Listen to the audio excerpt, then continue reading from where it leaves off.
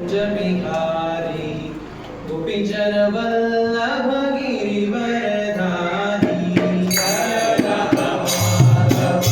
कुंज बिहारी गोपीचर वल्लभ गिरिवरधारी जय राधा माधव कुंज बिहारी गोपीचर वल्लभ गिरिवरधारी जय राधा माधव कुंज बिहारी गोपीचर वल्लभ गिरिवरधारी यशोदानंदन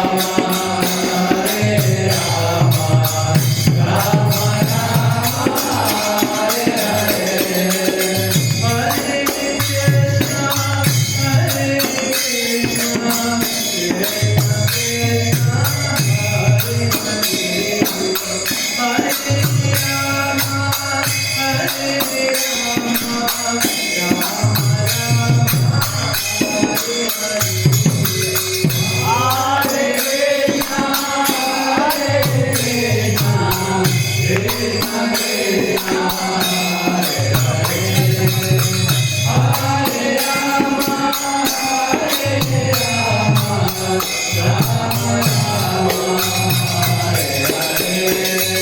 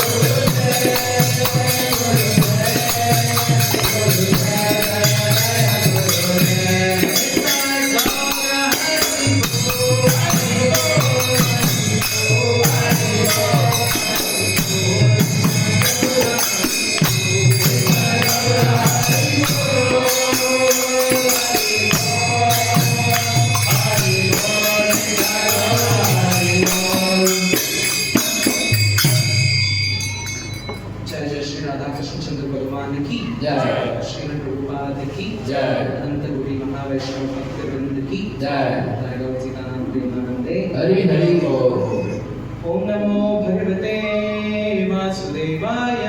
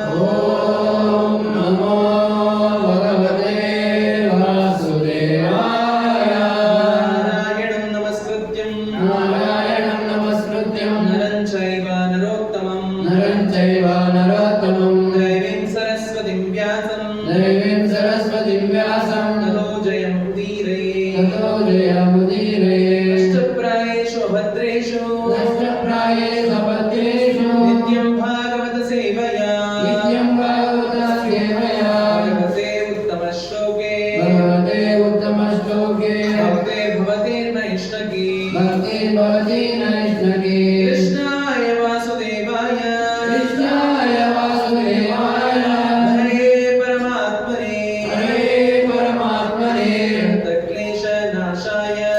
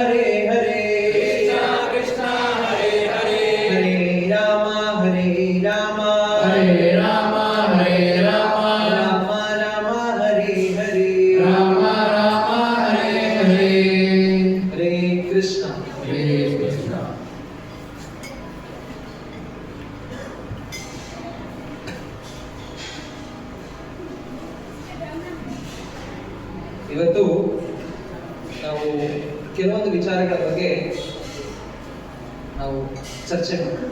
ಯಾವುದು ಅಂತ ಹೇಳಿದ್ರೆ, ನಾವು ಭಗವಂತನನ್ನ ಹೇಗೆ ಪೂಜೆ ಮಾಡಬೇಕು? ಏನ ಹೇಗೆ ಪೂಜೆ ಮಾಡಬೇಕು? ಯಾರಾದ್ರೂ ಹೇಳ್ತೀರಾ? ಮೊದಲಿಗೆ ನಾವು ಭಗವಂತನನ್ನ ಹೇಗೆ ಪೂಜೆ ಮಾಡಬೇಕು. ಎರಡನೇ ವಿಷಯ ಬಂದು ಹರಿನಾಮದ ಮಹತ್ವ. ಏನು? ಹರಿನಾಮದ ಮಹತ್ವ. ಎಲ್ಲರಿಗೂ ಕನ್ನಡ ಅರ್ಥ ಆಗುತ್ತಲ್ವಾ? ಇಲ್ಲಿ ಯಾರಿಗಾದ್ರೂ ಕನ್ನಡ ಅರ್ಥ ಆಗದೆ ಇರೋರು ಇದೀರಾ? ಇಲ್ಲಿ ಪ್ರಭುಗಳಿಗೆ ಎಲ್ಲರಿಗೂ ಕನ್ನಡ ಅರ್ಥ ಆಗುತ್ತೆ ಅಲ್ವಾ? ಹರೇ ಕೃಷ್ಣ. ಕೇಳಿಸ್ತಾ ಇದೆಯಾ ಎಲ್ಲರಿಗೂ? ಏನು ಮೊದಲನೇ ವಿಷಯ? ಏನು? ಭಗವಂತನ ಪೂಜೆ ಹೇಗೆ ಮಾಡಬೇಕು ಅಂದ್ರೆ ನಾವೇನನ್ನ ಸಮರ್ಪಣೆ ಮಾಡಬೇಕು ಭಗವಂತನ ಪೂಜೆನಲ್ಲಿ ಅಂತ. ಎರಡನೇದೇನು? ಹರಿನಾಮದ ಮಹತ್ವ. ದಾಸರು, ಪುರಂದರದಾಸರು ಅಥವಾ ದಾಸ ಶ್ರೇಷ್ಠರು ಯಾರಿದ್ದಾರೋ ಅವರು ಹೇಗೆ ಹೇಳಿದ್ದಾರೆ, ಹಾಗೂ ಶಾಸ್ತ್ರ ಹೇಗೆ ಹೇಳುತ್ತೆ ಅನ್ನೋದ್ರ ಬಗ್ಗೆ ನಾವು ತಿಳ್ಕೊಳ್ಳೋಣ. ಹೌದಾ? ಮೊದಲಿಗೆ ಯಾವ ವಿಚಾರ? ಪೂಜೆಯನ್ನ ಹೇಗೆ ಮಾಡಬೇಕು. ಯಾರಾದ್ರೂ ಹೇಳ್ತೀರಾ ಹೇಗೆ ಪೂಜೆ ಮಾಡಬೇಕು ಅಂತ? ಶ್ರದ್ಧೆ, ಭಕ್ತಿಯಿಂದ, ಮತ್ತೆ ಏನಾದ್ರು ಪ್ರೀತಿಯಿಂದ, ವಿಜೃಂಭಣೆಯಿಂದ, ಗರಿ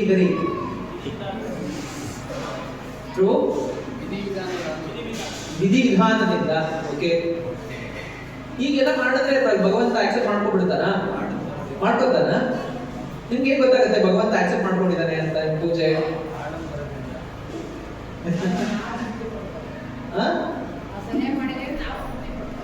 ಅದೇ ನಾವು ತೃಪ್ತಿ ಪಡ್ಕೋಬೇಕಷ್ಟೇ. ಭಗವಂತ ತೃಪ್ತನಾಗಿದ್ದಾನೆ ಅನ್ನೋದು ಹೆಂಗ್ ಗೊತ್ತಾಗುತ್ತೆ ನಮ್ಗೆ? ಏನಂತ ಭಗವಂತ ಹೇಳ್ತಾನೆ ನಿಮ್ಮ ಹೃದಯದಲ್ಲಿ ತೃಪ್ತನಾಗಿದ್ದಾನೆ ಅಂತ ನಿಮ್ಗೆ ಗೊತ್ತಾಗುತ್ತಾ? ಸರಿ ಸರಿ, ನೀವೇ ನಿಜವಾದ ಭಕ್ತರು. ಭಗವಂತ ಹೇಳ್ತಾರೆ ಯಾವ್ದ್ರಲ್ಲಿ? ಭಗವದ್ಗೀತೆ. ಪತ್ರಂ ಪುಷ್ಪಂ ಫಲಂ ತೋಯಂ ಯೋಮೇ ಭಕ್ತ್ಯಾ ಪ್ರಯಚ್ಛತಿ. ಏನಂತ ಹೇಳಿದರೆ ಭಗವಂತ? ಪತ್ರಂ ಪುಷ್ಪಂ ಫಲಂ ತೋಯಂ ಯೋಮೇ ಭಕ್ತ್ಯಾ ಪ್ರಯಚ್ಛತಿ ತದಹಂ ಅಶ್ನಾಮಿ ಪ್ರಯತಾತ್ಮನ ಅಂತ ಹೇಳಿ ಭಗವಂತ ಭಗವದ್ಗೀತೆಯಲ್ಲಿ ಹೇಳಿದರು. ಏನು? ಪತ್ರ, ಪುಷ್ಪ, ಫಲ, ತೋಯ. ಏನೂ ಇಲ್ಲ. ತುಳಸಿನ ತಂದ್ಬಿಡೋದು. ಏನು? ಓಂಕೇಶವಾಯ ನಮಃ, ನಾರಾಯಣಾಯ ನಮಃ, ಮಾಧವಾಯ ನಮಃ, ಮಧುಸೂದನಾಯ ನಮಃ, ತ್ರಿವಿಕ್ರಮಾಯ ನಮಃ ಅಂತ ಅಂದ್ಬಿಟ್ಟು ಏನ್ ಮಾಡೋದು? ಒಂದೊಂದು ಎಲೆನೂ ರಪ ರಪ ರಪ ರಪ ಭಗವಂತನ ಮುಖದ ಮೇಲೆ ಹಾಕ್ತಾ ಇರೋದು. ಹೌದಲ್ವಾ? ಭಗವಂತ ಓಂಕೇಶವಾಯ ನಮಃ ಭಗವದೇನೆ ಸ್ವೀಕಾರ ಮಾಡ್ಕೋ. ಕೇಶವಾಯ ನಮಃ, ನಾರಾಯಣಾಯ ನಮಃ, ಮಾಧವಾಯ ನಮಃ, ಓಂ ಋಷಿಕೇಶಾಯ ನಮಃ ಅಂತ ಅಂದ್ಬಿಟ್ಟು ಏನ್ ಮಾಡೋದು? ರಪ ರಪ ರಪ ರಪ ಯಾರು ಹೊಡೆಯೋದು? ಭಗವಂತನಿಗೆ. ಭಗವಂತ ಸ್ವೀಕಾರ ಮಾಡ್ತಾನ? ಭಗವಂತನ ತಾನು ಹೇಳಿರೋದು ಭಗವದ್ಗೀತೆಯಲ್ಲಿ. ಏನಂತ ಹೇಳಿದ್ದಾರೆ? ಪತ್ರ ಪುಷ್ಪ ಫಲಂ ತೋಯಂ ಯೋಮೇ ಭಕ್ತ್ಯಾ ಪ್ರಯಚ್ಛತಿ. ತುಳಸಿನ ಸಮರ್ಪಣೆ ಮಾಡಿ, ತುಳಸಿನ ತಂದ್ಬಿಡೋದು. ಭಗವಂತ ನಿನ್ನ ಹೆಸರು ಹೇಳ್ಕೊಂಡು ನಿನ್ ಮೇಲೆ ಹೊಡಿತೀನಿ, ನೀನ್ ಅದನ್ನ ಸ್ವೀಕಾರ ಮಾಡ್ಕೋ. ಸ್ವೀಕಾರ ಮಾಡ್ತಾನ ಭಗವಂತ? ಮಾಡ್ತಾನ? ಖಂಡಿತವಾಗಿಯೂ ಇಲ್ಲ. ಆದ್ರೆ ಭಗವಂತ ನಮ್ಮ ದೇಹದಲ್ಲಿ ಏನ್ ಕೊಟ್ಟಿದ್ದಾನೆ? 11 ಪತ್ರಗಳನ್ನ ಕೊಟ್ಟಿದ್ದಾನೆ. ಭಗವಂತ ಕೇಳೋದು ಸ್ಪೆಷಲ್ ಪತ್ರೆ. ಯಾವುದು? ಸ್ಪೆಷಲ್ ಪತ್ರೆ. ಯಾವುದು ಆ ಪತ್ರೆ ಗೊತ್ತಿದೆಯಾ? ನಮ್ಮ ದೇಹದಲ್ಲೇ ಇದೆ ಅದು. ಯಾವುದು ಅಂತ ಹೇಳಿದ್ರೆ, ನಮಗೆ 5 ಪಂಚೇಂದ್ರಿಯಗಳು ಮತ್ತೆ 5 ಕರ್ಮೇಂದ್ರಿಯಗಳನ್ನ ಕೊಟ್ಟಿದ್ದಾನೆ ಭಗವಂತ. ಇದು 10 ಪತ್ರೆಗಳು. ಇನ್ನೊಂದು ಪತ್ರೆನ ಎಕ್ಸ್ಟ್ರಾ ಕೊಟ್ಟಿದ್ದಾನೆ. 11ನೇ ಪತ್ರೆ. ಅದೇ ನಮ್ಮ ಮನಸ್ಸು. ಯಾವುದು? ನಮ್ಮ ಮನಸ್ಸು. ಮನಸ್ಸು ಅನ್ನುವಂತಹ ಪತ್ರೆಯಿಂದ ಭಗವಂತನಿಗೆ ಸಂಪೂರ್ಣವಾಗಿ ನಮ್ಮ ಮನಸ್ಪೂರ್ವಕವಾಗಿ ನಾವೇನ್ ಮಾಡ್ಬೇಕು? ಭಗವಂತನಿಗೆ ತುಳಸಿಯನ್ನ ಅರ್ಪಣೆ ಮಾಡಬೇಕು. ಆಗ ಮಾತ್ರ ಭಗವಂತ ಆ ಮನಸ್ಸು ಎನ್ನುವಂತಹ ಪತ್ರೆಯನ್ನ ಸ್ವೀಕಾರ ಮಾಡ್ತಾನೆ. ಮನಸ್ಸೆನ್ನುವ ಪತ್ರೆಯನ್ನ ಭಗವಂತ ಸ್ವೀಕಾರ ಮಾಡ್ತಾನೆ. ಆಕ್ಚುಲಿ ಈ ಜಗತ್ತಿನಲ್ಲಿ ಸೃಷ್ಟಿಯಾದದ್ದೆಲ್ಲರೂ ಸಹ ಭಗವಂತನದ್ದೇ. ನಾವೇನೋ ತಂದ್ಬಿಟ್ಟಿದೀವಿ ಅಂತ ಅಂದ್ಬಿಟ್ಟು ಸ್ವೀಕಾರ ಮಾಡ್ಬಿಡ್ತಾನೆ. ಅಪ್ಪ ಬೆಳಗ್ಗೆಯಿಂದ ಯಾರು ಸಂಜೆವರೆಗೂ ಯಾರು ತುಳಸಿನೇ ತಂದಿರ್ಲಿಲ್ಲ, ಇವನೊಬ್ಬ ತಂದ್ಬಿಟ್ಟಿದ್ದಾನೆ ಅಂತ ಅಂದ್ಬಿಟ್ಟು ಭಗವಂತ ಸ್ವೀಕಾರ ಮಾಡ್ಕೊಡ್ಬಿಡ್ತಾನ? ಖಂಡಿತವಾಗಿಯೂ ಇಲ್ಲ. ಆ ಮನಸ್ಸಿಲ್ಲದೆ ಕೊಡುವಂತದ್ದನ್ನ ಯಾವುದೂ ಸಹ ಭಗವಂತ ಸ್ವೀಕಾರ ಮಾಡುವುದಿಲ್ಲ. ಯಾವ ಪತ್ರೆಯನ್ನು ನಾವು ಸಮರ್ಪಣೆ ಮಾಡಬೇಕು? ಮನಸ್ಸು ಎಂಬ ಪತ್ರೆಯನ್ನು ನಾವು ಭಗವಂತನಿಗೆ ಸಮರ್ಪಣೆ ಮಾಡಬೇಕು. ಎರಡನೇದು ಯಾವುದು? ಪತ್ರಂ ಪುಷ್ಪ. ಏನು ಪುಷ್ಪ? ಪ್ರಭು ಎಷ್ಟು ಅದ್ಭುತವಾಗಿ ಗಾರ್ಲೆಂಡ್ ಕಟ್ಟಿದ್ದೀರಾ. ನೀವು ಏನೋ ಈ ಜಗತ್ತಿನಲ್ಲೇ ಏನೋ ಅತ್ಯದ್ಭುತವಾದಂತಹ ಹೂವನ್ನ ತಗೊಂಡು ಬಂದಿದ್ದೀನಿ ನಾನು ಅಂತ ಅಂದ್ಬಿಟ್ಟು ತಗೊಂಡು ಬಂದ್ಬಿಟ್ಟು ಭಗವಂತನಿಗೆ ಸಮರ್ಪಣೆ ಮಾಡಿದ್ರೆ ಭಗವಂತ ಸ್ವೀಕಾರ ಮಾಡ್ತಾನ? ಹೇಳ್ಬೇಕು ನೀವು ಆಕ್ಚುಲಿ ಇದು ಒಂದು ಸಿಂಗಲ್ ವೇ ಕಮ್ಯುನಿಕೇಶನ್ ಆಗಿರಬಾರ್ದು, 2 ವೇ ಕಮ್ಯುನಿಕೇಶನ್. ನಾನು ಏನು ಪ್ರಶ್ನೆ ಕೇಳಿದ್ರೆ ಅದಕ್ಕೆ ಹೌದು ಇಲ್ಲ ಏನಾದ್ರೂ ಉತ್ತರ ಹೇಳ್ಬೇಕು ನನಗೆ. ಇಲ್ಲ ಅಂತಂದ್ರೆ ಏನ್ ಅರ್ಥ ಆಗುತ್ತೆ ಅಂತ ಹೇಳಿದ್ರೆ, ಒಂದು ನಾನು ಹೇಳದ ನಿಮ್ಗೆ ಅರ್ಥ ಆಗ್ತಾ ಇಲ್ಲ, ಇಲ್ಲ ನಾನು ಹೇಳದ್ ಪೂರ್ತಿ ನಿಮ್ಗೆ ಅರ್ಥ ಆಗ್ತಾ ಇದೆ ಅಂತ ಅರ್ಥ. ಎಲ್ಲರಿಗೂ ಪೂರ್ತಿ ಅರ್ಥ ಆಗ್ತಾ ಇದೆಯಾ? ಇಲ್ಲ ಮಾತಾಜಿ ಹೇಳ್ತಾ ಇದ್ದಾರೆ, ಇಲ್ಲ ಪ್ರಭು ನೀವ್ ಏನ್ ಹೇಳ್ತಾ ಇದೀರ ನನಗೆ ಏನು ಸ್ವಲ್ಪ ಅರ್ಥನೇ ಆಗ್ತಾ ಇಲ್ಲ.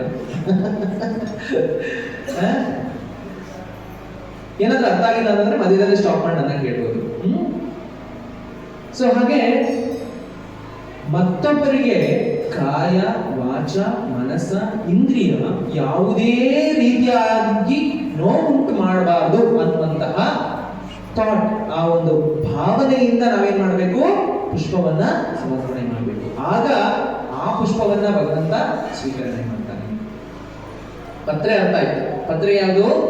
ನಮ್ಮ ಮನಸ್ಸು. ಪುಷ್ಪ ಯಾವುದು? ಕಾಯ ವಾಚ ಮನಸ ಇಂದ್ರಿಯ ಯಾವುದೇ ರೀತಿನೂ ಬೇರೆ ಜೀವಿಗಳಿಗೆ ನೋವು ಮಾಡಬಾರದು. ಆ ಒಂದು ಮನೋಭಾವದಿಂದ ನಾವೇನ್ ಮಾಡ್ಬೇಕು? ಭಗವಂತನಿಗೆ ಪುಷ್ಪವನ್ನ ಅರ್ಪಣೆ ಮಾಡಬೇಕು. ಆಗ ಆ ಪುಷ್ಪವನ್ನ ಏನ್ ಮಾಡ್ತಾನೆ? ಭಗವಂತ ಸ್ವೀಕರಣೆ ಮಾಡ್ತಾನೆ.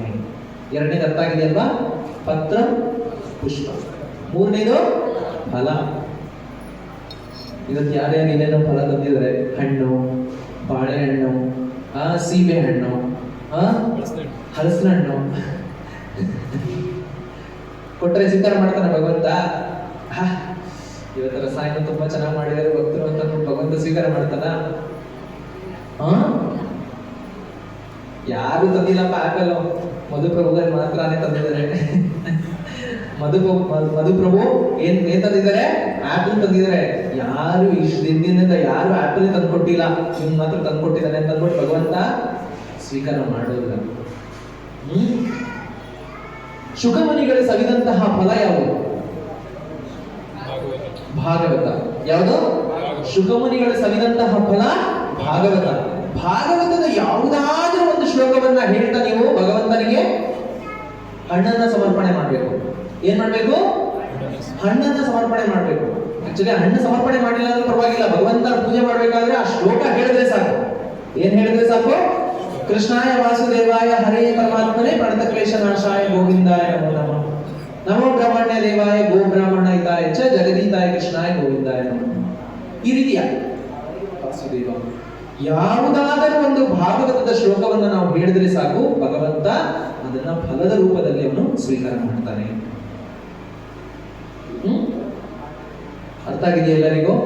ಪತ್ರ ಪುಷ್ಪ ಫಲ ತೋಯ, ಇದು ಮೂರನ್ನು ಸಮರ್ಪಣೆ ಮಾಡ್ಬೋದು. ಯಾವುದು? ಮನಸ್ಸನ್ನು, ಆ ಭಾವನೆಯನ್ನು, ಮತ್ತೆ ಫಲ ಯಾವುದು? ಭಾಗವತದ ಯಾವ್ದಾದ್ರು ಒಂದು ಶ್ಲೋಕ ಬೈಹಾಟ್ ಮಾಡ್ಕೊಂಡು ಹೇಳ್ಬೋದು. ಆದ್ರೆ ಈ ಶುದ್ಧವಾದ ಜಲ ಏನಿಲ್ಲ ಪ್ರಭು, ಅಲ್ಲಿ ಫಿಲ್ಟರ್ ವಾಟರ್ ಇದೆ, ಆ ಫಿಲ್ಟರ್ ವಾಟರ್ ತಗೊಂಡು ಬಂದ್ಬಿಟ್ಟು ಅದನ್ನ ಕಾಯಿಸ್ಬಿಟ್ಟು ನೀಟಾಗಿ ಕಾಯಿಸ್ಬಿಟ್ಟು ಏನು ತಣ್ಣಗ್ ಮಾಡ್ಬಿಟ್ಟು ಇಟ್ಬಿಟ್ರೆ ಅದೇ ಪ್ಯೂರ್ ವಾಟರ್ ಅಲ್ಲ ಪ್ರಭು?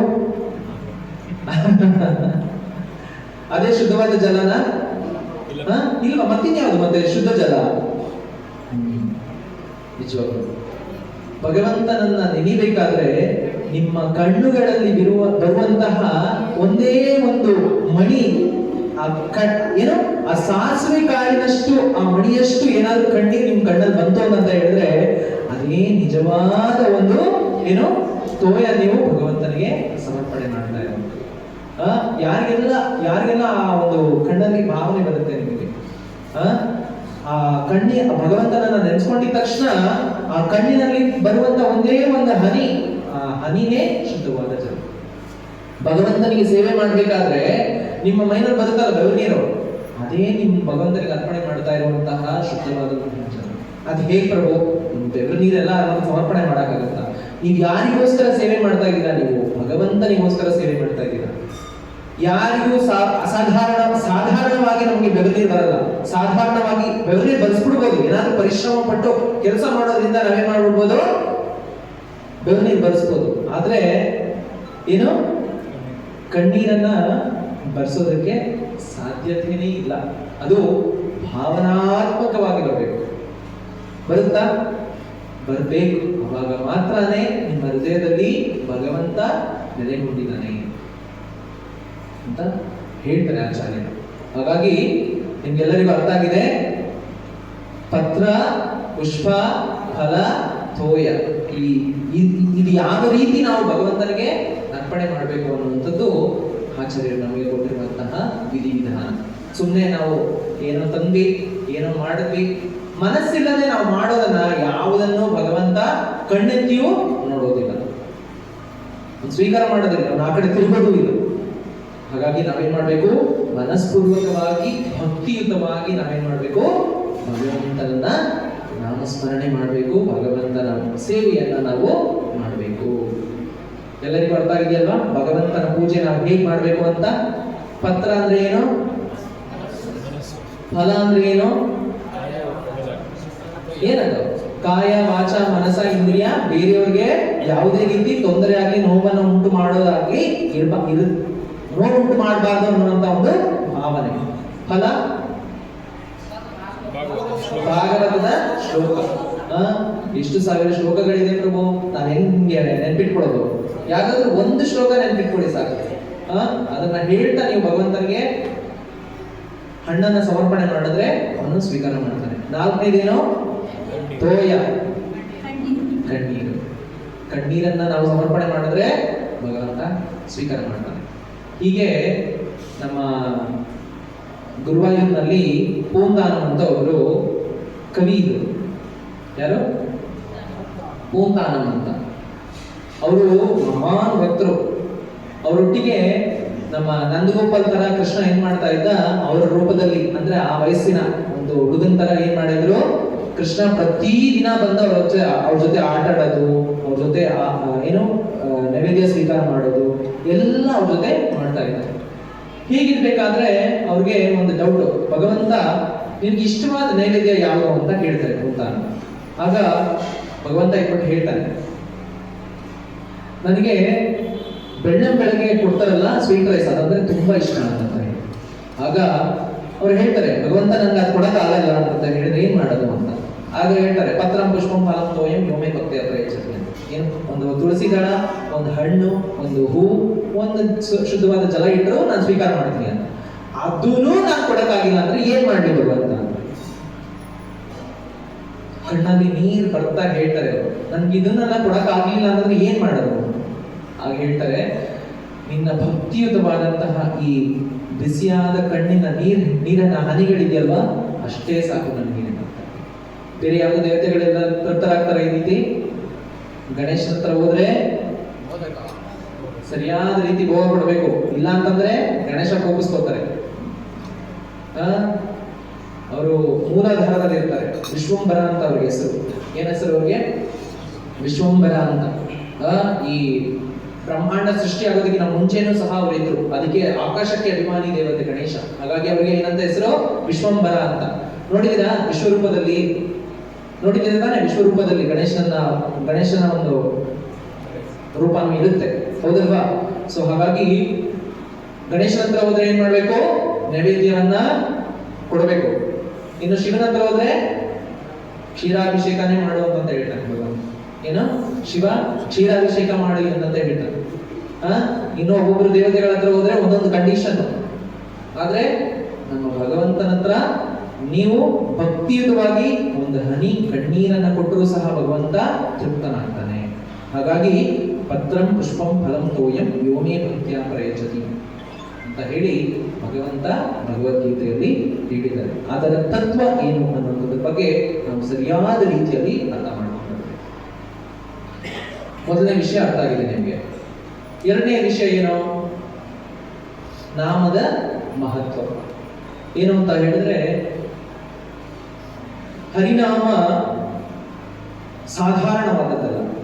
ಈಗ ನಾವು ಯಾಕೆ ಹರಿನಾಮ ಸ್ಮರಣೆ ಮಾಡ್ತೀವಿ? ಯಾಕೆ ಮಾಡಬೇಕು ಹರಿನಾಮ ಸ್ಮರಣೆ? ಹೇಳ್ಬೇಕು. ಪ್ರಭುಗಳಲ್ಲಿ ತುಂಬಾ ಪ್ರವಚನ ಎಲ್ಲ ಕೊಟ್ಟಿದ್ದಾರೆ, ಪ್ರಭುಗಳನ್ನ ಹೇಳಿದ್ದಾರೆ ಹರಿನಾಮದ ಮಹತ್ವ ಏನು ಅಂತ ಹೇಳಿ. ಯಾಕೆ ಹರಿನಾಮ ಸ್ಮರಣೆ ಮಾಡಬೇಕು? ಎಲ್ಲರೂ ಹೇಳ್ತೀವಿ ಹರೇ ಕೃಷ್ಣ ಕೃಷ್ಣ ಕೃಷ್ಣ ಹರೇ ಹರೇ, ಹರೇ ರಾಮ ರಾಮ ರಾಮ ಹರೇ ಹರೇ ಅಂತ ಯಾಕೆ ಹೇಳ್ಬೇಕು?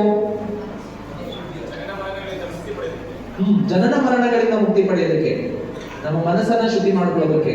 ಇನ್ನೇನೇನು ಉತ್ತರಗಳು ಬರಬೇಕು.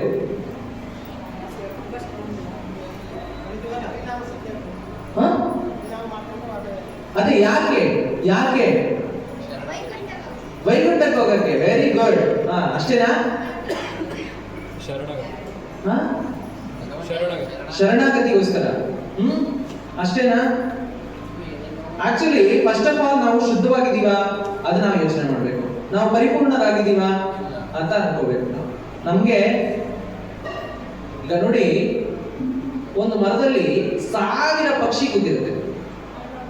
ಏನ 1000 ಪಕ್ಷಿ ಕೂತಿರುತ್ತೆ, ಒಂದು ಹಣ್ಣಿರುತ್ತೆ. ಏನಿರುತ್ತೆ? ಒಂದು ಹಣ್ಣಿರುತ್ತೆ. 2 ಮರ. ಆ 2 ಮರದಲ್ಲಿ ಒಂದು ಮರದಲ್ಲಿ ಒಂದೇ ಹಣ್ಣು, ಇನ್ನೊಂದು ಮರದಲ್ಲಿ 1000 ಪಕ್ಷಿ. ಈ ಒಂದು ಹಣ್ಣನ್ನ ತಗೋಬೇಕು ಅಂತಂದ್ರೆ ಎಷ್ಟು ಕಲ್ಲು ಹೊಡಿಬೇಕು ನಾವು? ಒಂದೇ ಕಲ್ಲ? 10. ಆ 10 ಕಲ್ಗೂ ಹಣ್ಣು ಬೀಳಿಲ್ಲ ಅಂತಂದ್ರೆ ಬೀಳೋವರೆಗೂ ಹೊಡಿತಾನೆ ಇರ್ಬೇಕು, ಹೌದಲ್ವಾ? ಆದ್ರೆ ಈ ಇನ್ನೊಂದು ಮರದಲ್ಲಿ 1000 ಪಕ್ಷಿ ಇರುತ್ತೆ. ಆ 1000 ಪಕ್ಷಿನ ಓಡಿಸ್ಬೇಕು ಅಂದ್ರೆ ಎಷ್ಟು ಕಲ್ಲು ಹೊಡಿಬೇಕು? ಒಂದೇ ಕೆಲಸ. ಇಲ್ಲಿ ಆಚಾರ್ಯರು ಏನ್ ವರ್ಣನೆ ಮಾಡ್ತಾರೆ ಅಂತ ಹೇಳಿದ್ರೆ, ಈ 1000 ಪಕ್ಷಿಗಳು ಕೂತಿದೆಯಲ್ಲ ಮರ, ಅದು ನಮ್ಮ ಪಾಪ ಕರ್ಮಗಳು. ಏನೋ ಅವೆಲ್ಲವೂ ಸಹ ನಮ್ಮ ಪಾಪ ಕರ್ಮಗಳು. ಆ ಪಾಪ ಕರ್ಮಗಳನ್ನೆಲ್ಲ ಓಡಿಸೋದಕ್ಕೆ ಒಂದೇ ಕಲ್ಲು. ಯಾವುದು? ಹರಿನಾಮ ಸ್ಮರಣೆ. ನಾರಾಯಣ ಹರಿ ಕೃಷ್ಣ ಕೃಷ್ಣ ಕೃಷ್ಣ ಹರೇ ಹರೇ, ಹರೇ ರಾಮ ರಾಮ ರಾಮ ಹರೇ ಹರೇ ಅನ್ನುವಂತಹ ಒಂದೇ ಕಲ್ಲು ಸಾಕು. ಎಷ್ಟೋ 1000 ಪಕ್ಷಿನ ಒಂದೇ ಸಲ ಓಡಿಸ್ಬಿಡುತ್ತೆ. ಆದ್ರೆ ಆ ಪುಣ್ಯ ಫಲನ ನಾವು ಗಳಿಸ್ಕೋಬೇಕು ಅಂತ ಹೇಳಿದ್ರೆ, ಕಲ್ಲು ಅಂತ ಹೇಳಿದ್ರೆ ಹರಿನಾಮ ಸ್ಮರಣೆ ಅಂತ ಅನ್ಕೋಬೇಡಿ, ಪುಣ್ಯ ಕರ್ಮಗಳು ಕರ್ಮಗಳಿಗೆ ಹೋಲಿಸಿದ್ರೆ ಆ ಪುಣ್ಯ ಫಲನ ನಾವು ಲಭಿಸ್ಕೊಳ್ಳೋದಕ್ಕೋಸ್ಕರ ಏನೆಲ್ಲ ಯಾರನ್ನೆಲ್ಲ ನಾವು ಭೇಟಿ ಮಾಡ್ತೀವಿ. ಎಷ್ಟೋ ಜ್ಯೋತಿಷಿಗಳನ್ನ ಭೇಟಿ ಮಾಡ್ತೀವಿ, ಎಷ್ಟೋ ಪುರೋಹಿತರನ್ನ ಭೇಟಿ ಮಾಡ್ತೀವಿ, ಯಾವ್ಯಾವುದೋ ಪೂಜೆಗಳನ್ನ ಮಾಡಿಸ್ತೀವಿ. ಆದ್ರೆ ನಮ್ಗೆ ಸಿಗೋದೇನು? ಕೊನೆಯಲ್ಲಿ ದೊಡ್ಡ ಶೂನ್ಯನೇ. ನಮ್ಗೆ ಸಿಗೋದು ಕಡೆಯಲ್ಲಿ ಶೂನ್ಯನೇ. ನಾವು ಇವಾಗ ಯಾವ್ದೋ ಒಂದು ಪಾಪವನ್ನ ಮಾಡ್ಬಿಟ್ಟಿದೀವಿ ಅಂತ ಹೇಳಿದ್ರೆ ನಾವು ಅದಕ್ಕೆ ಪ್ರಾಯಶ್ಚಿತ್ತ ಮಾಡ್ತೀವ ಇಲ್ವಾ? ಮಾಡ್ತೀವ? ನಿಜ ಇಲ್ಲ ಅಂತ ನಾನು ಹೇಳ್ತೀನಿ. ಯಾರೋ ಹೇಳಿದ್ಮೇಲೆ ಪ್ರಯತ್ನ ಮಾಡ್ತೀವಿ. ಈಗ ನಾವು ಉಸಿರಾಡ್ತಾ ಇದೀವಿ ಅಂತ ಹೇಳಿದ್ರೆ ಎಷ್ಟು ಜೀವರಾಶಿಗಳನ್ನ ಕೊಲ್ತಾ ಇದೀವಿ ಗೊತ್ತಾ? ನಾವು ಎಷ್ಟೋ ಮೈಕ್ರೋ ಆರ್ಗ್ಯಾನಿಸಮ್ಸ್ ನಾವೇನ್ ಮಾಡ್ತಾ ಇದೀವಿ? ನುಂಗ್ಬಿಟ್ಟು ಜೀವನ ಮಾಡ್ಕೊಂಡ್ಬಿಡ್ತಾ ಇದೀವಿ. ಅದಕ್ಕೆ ನಾವೇನಾದ್ರೂ ಪ್ರಾಯಶ್ಚಿತ್ತ ಮಾಡ್ತಾ ಇದೀವಾ? ಪಶ್ಚಾತ್ತಾಪ ಪಡ್ತಾ ಇದೀವಾ? ಹೋಗ್ಲಿ, ಗೊತ್ತೇ ಇಲ್ಲ ಪ್ರಭು. ಮಾತಾಡಿ ಹೇಳ್ತಾ ಇದಾರೆ, ನಮ್ಗೆ ಗೊತ್ತೇ ಇಲ್ಲ ಪ್ರಭು, ನಾವು ಉಸಿರಾಡ್ತಾ ಇದೀವಿ ಅಷ್ಟೇನೆ. ಆದ್ರೆ ಆ ಮೈಕ್ರೋಬಿಯಲ್ಸ್ ನಾವು ನುಂಗಿ ಜೀರ್ಣ ಮಾಡ್ತಾ ಇದೀವಿ ಅನ್ನೋಂಥದ್ದು ನಮ್ಗೆ ಅರಿವೇ ಇಲ್ಲ. ಹಾಗಾಗಿ ಅದಕ್ಕೆ ಪಶ್ಚಾತ್ತಾಪನೂ ಇಲ್ಲ, ಪ್ರಾಯಶ್ಚಿತ್ತನೂ ಇಲ್ಲ. ಹೇಗೆ ನಾವು ಪಶ್ಚಾತ್ತಾಪ ಪ್ರಾಯಶ್ಚಿತ್ತವನ್ನ ಹೇಗೆ ನಾವು ಮಾಡ್ಕೊಳ್ಳೋದು? ನಾವೇನ್ ಮಾಡ್ತೀವಿ? ಅದು ಕೊನೆಯಲ್ಲಿ ಬರುತ್ತೆ. ಓಕೆ, ಮೊಟ್ಟ ಮೊದಲಿಗೆ ನಾವು ಏನಾದ್ರು ಗೊತ್ತಾಯ್ತು ಅಂತ ಹೇಳಿದ್ರೆ ಯಾರ ಹತ್ರನಾದ್ರೂ ಹೋಗಿ ಕೇಳಿ ಪ್ರಾಯಶ್ಚಿತ್ತಕ್ಕೆ ಆ ಹೋಮ ಈ ಹೋಮ, ಎಷ್ಟೋ ಯಾವ್ಯಾವ್ದೋ ನದಿಗಳಲ್ಲಿ ಸ್ನಾನ ಮಾಡ್ತೀವಿ. ಆದ್ರೆ ದೇವತೆಗಳು ಮಾಡಿದ್ರೆ, ಆ ಪ್ರಾಯಶ್ಚಿತ್ತವನ್ನ ದೇವತೆಗಳು ಮಾಡಿದ್ರೆ ಪರಿಪೂರ್ಣ ಆಗುತ್ತಂತೆ. ಋಷಿ ಮುನಿಗಳು ಮಾಡಿದ್ರೆ ಅರ್ಧ ಭಾಗ ಆಗುತ್ತಂತೆ. ಮನುಷ್ಯರು ಮಾಡಿದ್ರೆ 10ರಲ್ಲಿ 1 ಭಾಗ ಮಾತ್ರ ಮಾಡೋದು ಏನೋ ಪೂರ್ಣ ಆಗುತ್ತೆ. ಮಿಕ್ಕಿದ 9 ಭಾಗ ಮತ್ತೆ ತಪ್ಪುಗಳಿದೆ ಮನುಷ್ಯರು ಮಾಡಿದ್ರೆ. ಮತ್ತೆ ಆ ತಪ್ಪನ್ನ ಸರಿ ಮಾಡಿಸ್ಕೊಳ್ಳೋದಕ್ಕೋಸ್ಕರ ಇನ್ನೊಂದು ಹೋಮ, ಅದರಲ್ಲಿ 1 ಭಾಗ ಮಾತ್ರನೇ ಆಗುತ್ತೆ, ಮತ್ತೆ ಇನ್ನೂ 9 ಭಾಗ ತಪ್ಪು. ಹೀಗೆ ನಾವು ತಪ್ಪು ಮೇಲೆ ತಪ್ಪು ಮಾಡ್ತಾನೆ ಇದ್ದಾಗ ಅದರಿಂದ ನಾವು ಪ್ರಾಯಶ್ಚಿತ್ತವನ್ನ ನಾವು ಕಂಡುಕೊಳ್ಳೋದು ಹೇಗೆ ಅಂತ ಹೇಳಿದ್ರೆ ಹರಿನಾಮ ಸ್ಮರಣೆ ಒಂದೇ ಮಾತ್ರ. ಏನೋ ಹರಿನಾಮ ಸ್ಮರಣೆ ಒಂದು ಮಾತ್ರ. ಹೇಗೆ ಆ ಸಾವಿರ ಪಕ್ಷಿಗಳನ್ನೆಲ್ಲ ಓಡಿಸೋದಕ್ಕೆ ನಾವೇನ್ ಮಾಡಿದ್ವಿ? ಒಂದೇ ಕಲ್ಲು ಹೊಡೆದ್ವಿ. ಯಾವುದು? ನಮ್ಮಲ್ಲಿರುವಂತಹ ಪಾಪಗಳನ್ನೆಲ್ಲ ಓಡಿಸ್ಬೇಕು ಅಂತ ಹೇಳಿದ್ರೆ ಏನು? ಹರಿನಾಮ ಸ್ಮರಣೆ ಒಂದು ಮಾತ್ರನೇ. ಈ ಕಲಿಯುಗಕ್ಕೆ ಹರಿನಾಮ ಒಂದೇನೆ. ಏನೋ ಕಲಿಯುಗಕ್ಕೆ ಹರಿನಾಮ ಒಂದು ಮಾತ್ರನೇ. ಅದನ್ನು ಬಿಟ್ರೆ ಬೇರೆ ಯಾವುದೂ ಇಲ್ಲ.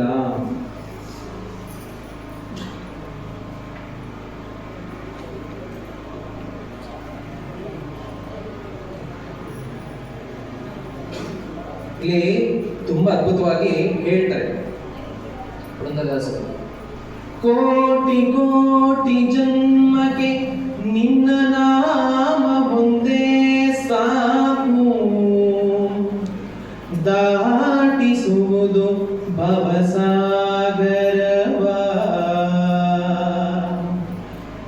ಕೋಟಿ ಕೋಟಿ ಜನ್ಮಕ್ಕೆ ನಿನ್ನ ನಾಮ ಒಂದೇ ಸಾಕು, ದಾಟಿಸುವುದು ಭವಸಾಗರವ.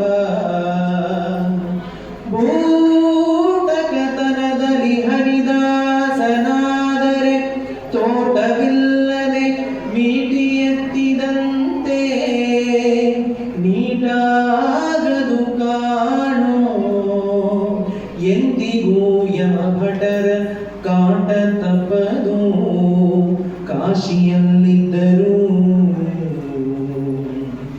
ಆಟಕಾಂಬರಧರ ವಿಜಯ ವಿಠಲರೇಯ. ಆಟಕಾಂಬರಧರ ವಿಜಯ ವಿಠಲರೇಯ, ನಾಟಿಸೋ ನಿನ್ನ ಚರಣಾರ್ಜದಲ್ಲಿ ಮನಸ್ಸು ಅಂತ ಹೇಳಿ. ಏನಂತ ಹೇಳಿದ್ರು? ಕೋಟಿ ಕೋಟಿ ಜನ್ಮಕ್ಕೆ ನಿನ್ನ ನಾಮ ಒಂದೇ ಸಾಕು, ದಾಟಿಸುವುದು ಭವಸಾಗರವ. ಭೂಟಕತನದಲ್ಲಿ ಹರಿದಾಸನಾದರೆ ಏನು, ಕಾಶಿಯಲ್ಲಿದ್ರು ಯಮನ ಭಟ್ರು ನಮ್ಮನ್ನ ಬಿಡಲ್ಲ. ಏನ್ ಮಾಡಲ್ಲ? ಕಾಶಿಯಲ್ಲಿದ್ರು ಸಹ ಯಮನ ಭಟ್ರು ಬಂದು ಹಿಡ್ಕೊಂಡು ರಪ ರಪ ರಪ ರಪ ಹೊಡಿತಾರೆ. ಅವ್ರ ಹತ್ರ ಒಂದು ಉದ್ದ ಚಾಟಿ ಇರುತ್ತೆ. ನೀವು ಗರುಡ ಪುರಾಣ ಅನ್ನುವಂತ ಒಂದು ಸತ್ವ ಏನು ಪುರಾಣವನ್ನ ನೀವು ಕೇಳಿದ್ರೆ ಓದಿದ್ರೆ ನಿಮಗೆ ಗೊತ್ತಾಗುತ್ತೆ. ಎಷ್ಟು?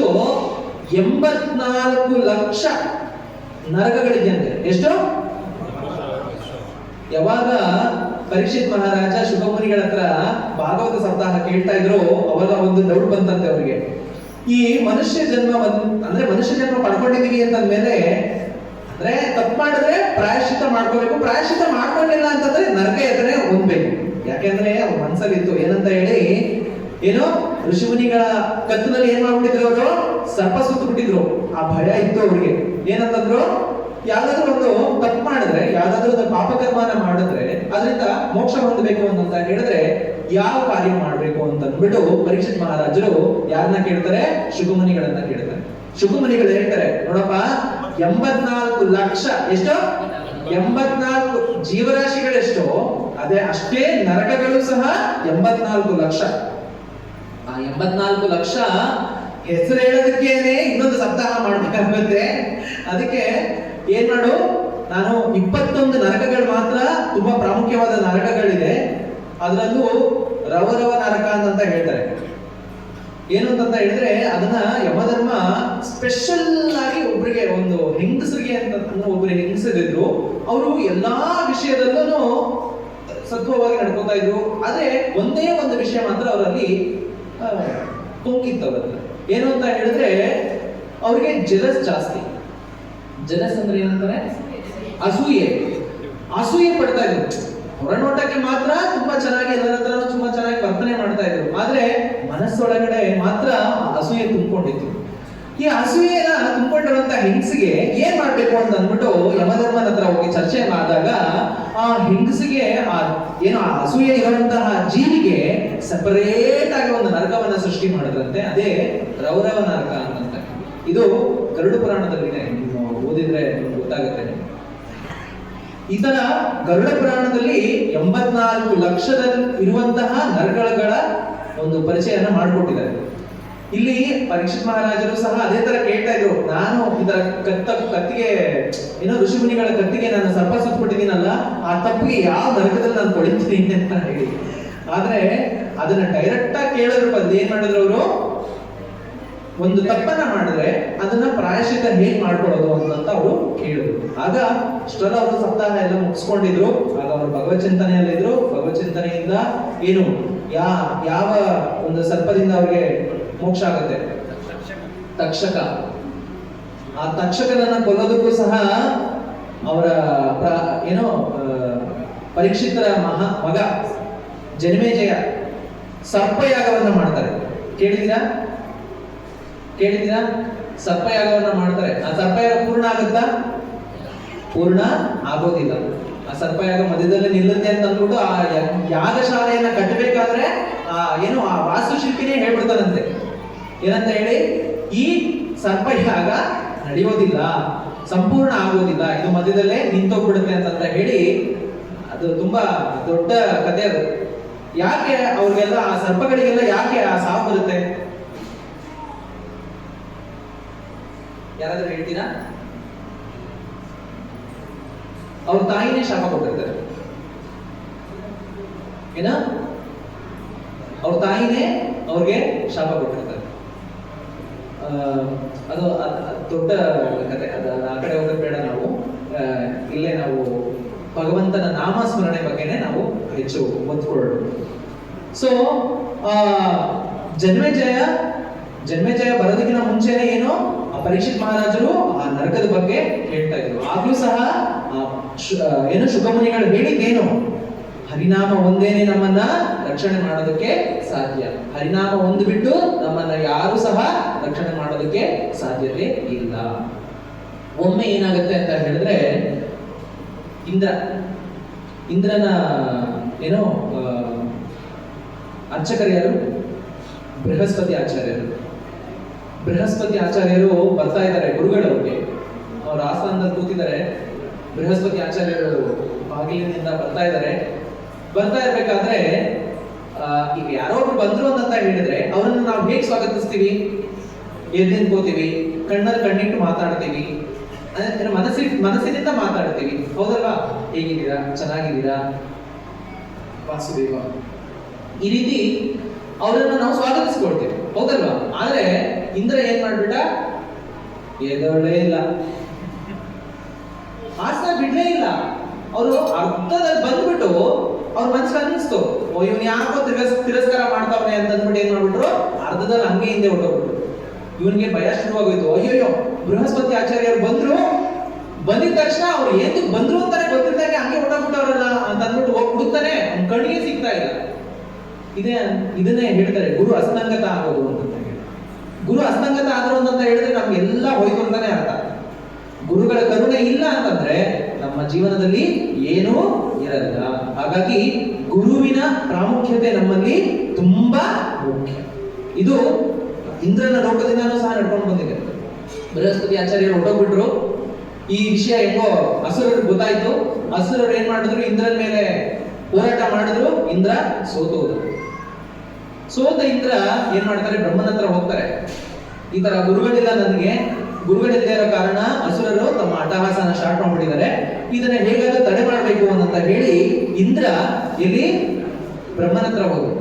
ಬ್ರಹ್ಮ ಹೇಳ್ತಾರೆ, ವಿಶ್ವರೂಪಾಚಾರ್ಯರು ಅಂತ ಅಂದ್ಬಿಟ್ಟು ಇನ್ನೊಬ್ರು ಆಚಾರ್ಯರಿದ್ದಾರೆ, ಅವ್ರ ಹತ್ರ ಹೋಗಿ ಅವರು ನಿಮ್ಗೆ ಒಳ್ಳೆಯದನ್ನ ಮಾಡ್ತಾರೆ ಅಂತಂದ್ರೆ. ಅವರು ಇಂದ್ರ ಬಂದ್ಬಿಟ್ಟು ಏನ್ ಮಾಡಿದ್ರು, ವಿಶ್ವರೂಪಾಚಾರ್ಯರ ಹತ್ರ ಬಂದು ಕೇಳ್ಕೊತಾರೆ, ಈ ರೀತಿ ನಮ್ಗೆ ಗುರುಗಳ ಕರುಣೆ ಆಗೋ ತನಕ ನೀವೇ ಗುರುಗಳಾಗಿರ್ಬೇಕು ನಮ್ಗೆ ಅಂತ ಹೇಳಿದಾಗ ಅವ್ರು ಹೇಳ್ತಾರೆ, ಅವ್ರು ಫಸ್ಟ್ ಒಪ್ಪೋದೇ ಇಲ್ಲ. ಒಪ್ಪದಂಗೆ ಏನ್ ಮಾಡ್ತಾರೆ, ಈ ರೀತಿ ಕಷ್ಟದಲ್ಲಿದ್ದಾಗ ನಮ್ಗೆ ಸಹಾಯ ಮಾಡ್ಲೇಬೇಕು ಅನ್ಕೊಂಡಾಗ ಜಯ ಜಯ ಶ್ರೀ ಜಗನ್ನಾಥ ಮಂದಿರ ಸುಂದರಮಯ್ಯ ಕಿ ಜಯ, ಶ್ರೀ ರೂಪಾದ ಕಿ.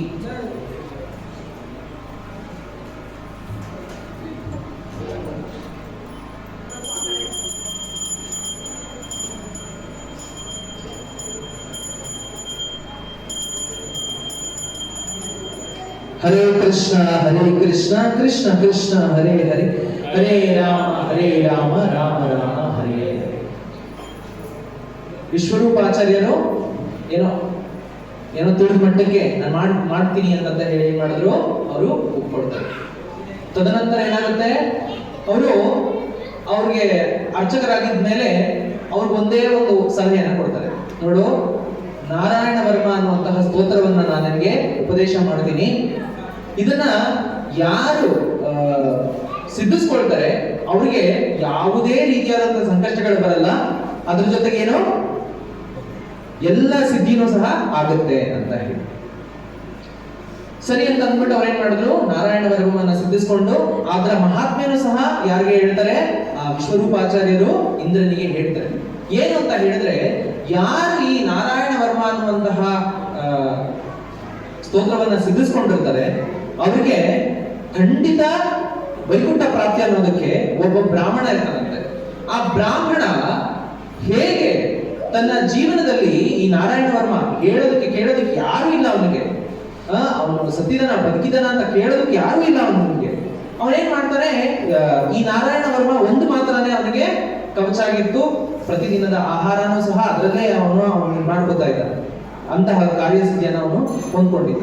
ಒಂದ್ಸಲ ಈ ರೀತಿ ನಡೀತಾ ಇರ್ಬೇಕಾದ್ರೆ ಅವನು ಮರುಗಾಡಲ್ಲಿ ಹೋಗ್ತಾ ಇರ್ಬೇಕಾದ್ರೆ ಆಹಾರ ನೀರು ಇಲ್ಲದೆ ಏನ್ ಮಾಡ್ತಾನೆ, ಅಲ್ಲೇ ಅವನು ಸೋಗ್ಬಿಡ್ತಾನೆ. ಅವನಿಗೆ ಅವನ ಮೃತದೇಹವನ್ನ ಎತ್ತಿ ದಹನ ಮಾಡೋದಕ್ಕೆ ಅಥವಾ ಅಂತ್ಯಕ್ರಿಯೆ ಮಾಡೋದಕ್ಕೆ ಅವನಿಗೆ ಹೇಳೋದು ಇಲ್ಲ, ಕೇಳೋದು ಇಲ್ಲ.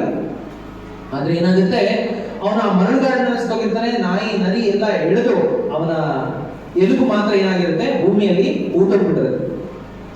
ಹೀಗಿರ್ಬೇಕಾದ್ರೆ ಏನಾಗುತ್ತೆ ಅಂತ ಹೇಳಿದ್ರೆ, ಒಬ್ಬ ಏನು ಗಂಧರ್ವ ಆಕಾಶದಲ್ಲಿ ಹೋಗ್ತಾ ಇರ್ತಾನೆ. ಆಕಾಶದಲ್ಲಿ ಹೋಗ್ತಾ ಇರ್ಬೇಕಾದ್ರೆ ಈ ಎಲುಬನ್ನ ದಾಟಿ ಹೋಗ್ತಾನೆ, ದಾಟಕ್ಕಾಗೋದಿಲ್ಲ, ಅವನ ವಿಮಾನ ಬಿದ್ದೋಗ್ಬಿಡುತ್ತೆ. ಯಾಕೆ ಬಿತ್ತು ಅಂತ ಅವನು ಯೋಚನೆ ಮಾಡ್ತಾ ಇರ್ಬೇಕಾದ್ರೆ ಅಲ್ಲಿ ಒಬ್ರು ಋಷಿಮುನಿಗಳಿರ್ತಾರೆ.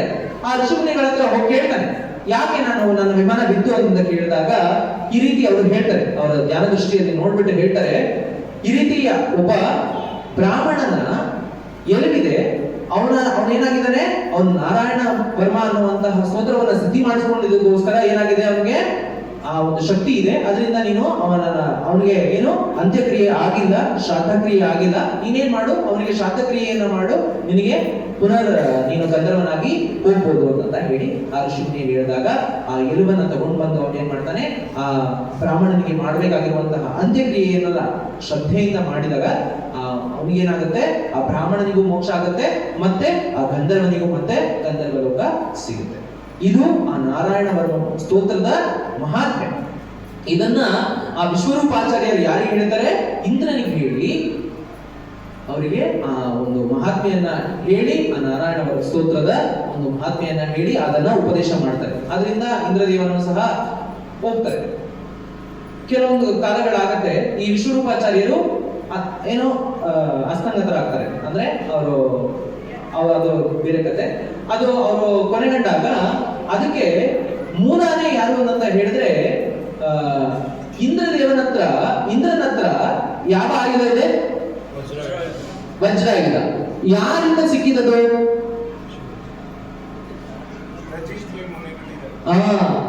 ದದೀಚಿ ಋಷಿಮುನಿಗಳಿಂದ ಅವರಿಗೆ ಸಿಕ್ಕಿದೆ. ಆ ದದೀಚಿ ಋಷಿಮುನಿಗಳು ಈ ನಾರಾಯಣ ವರ್ಮ ಸ್ತೋತ್ರಕ್ಕೆ ಏನು ಮೂಲ.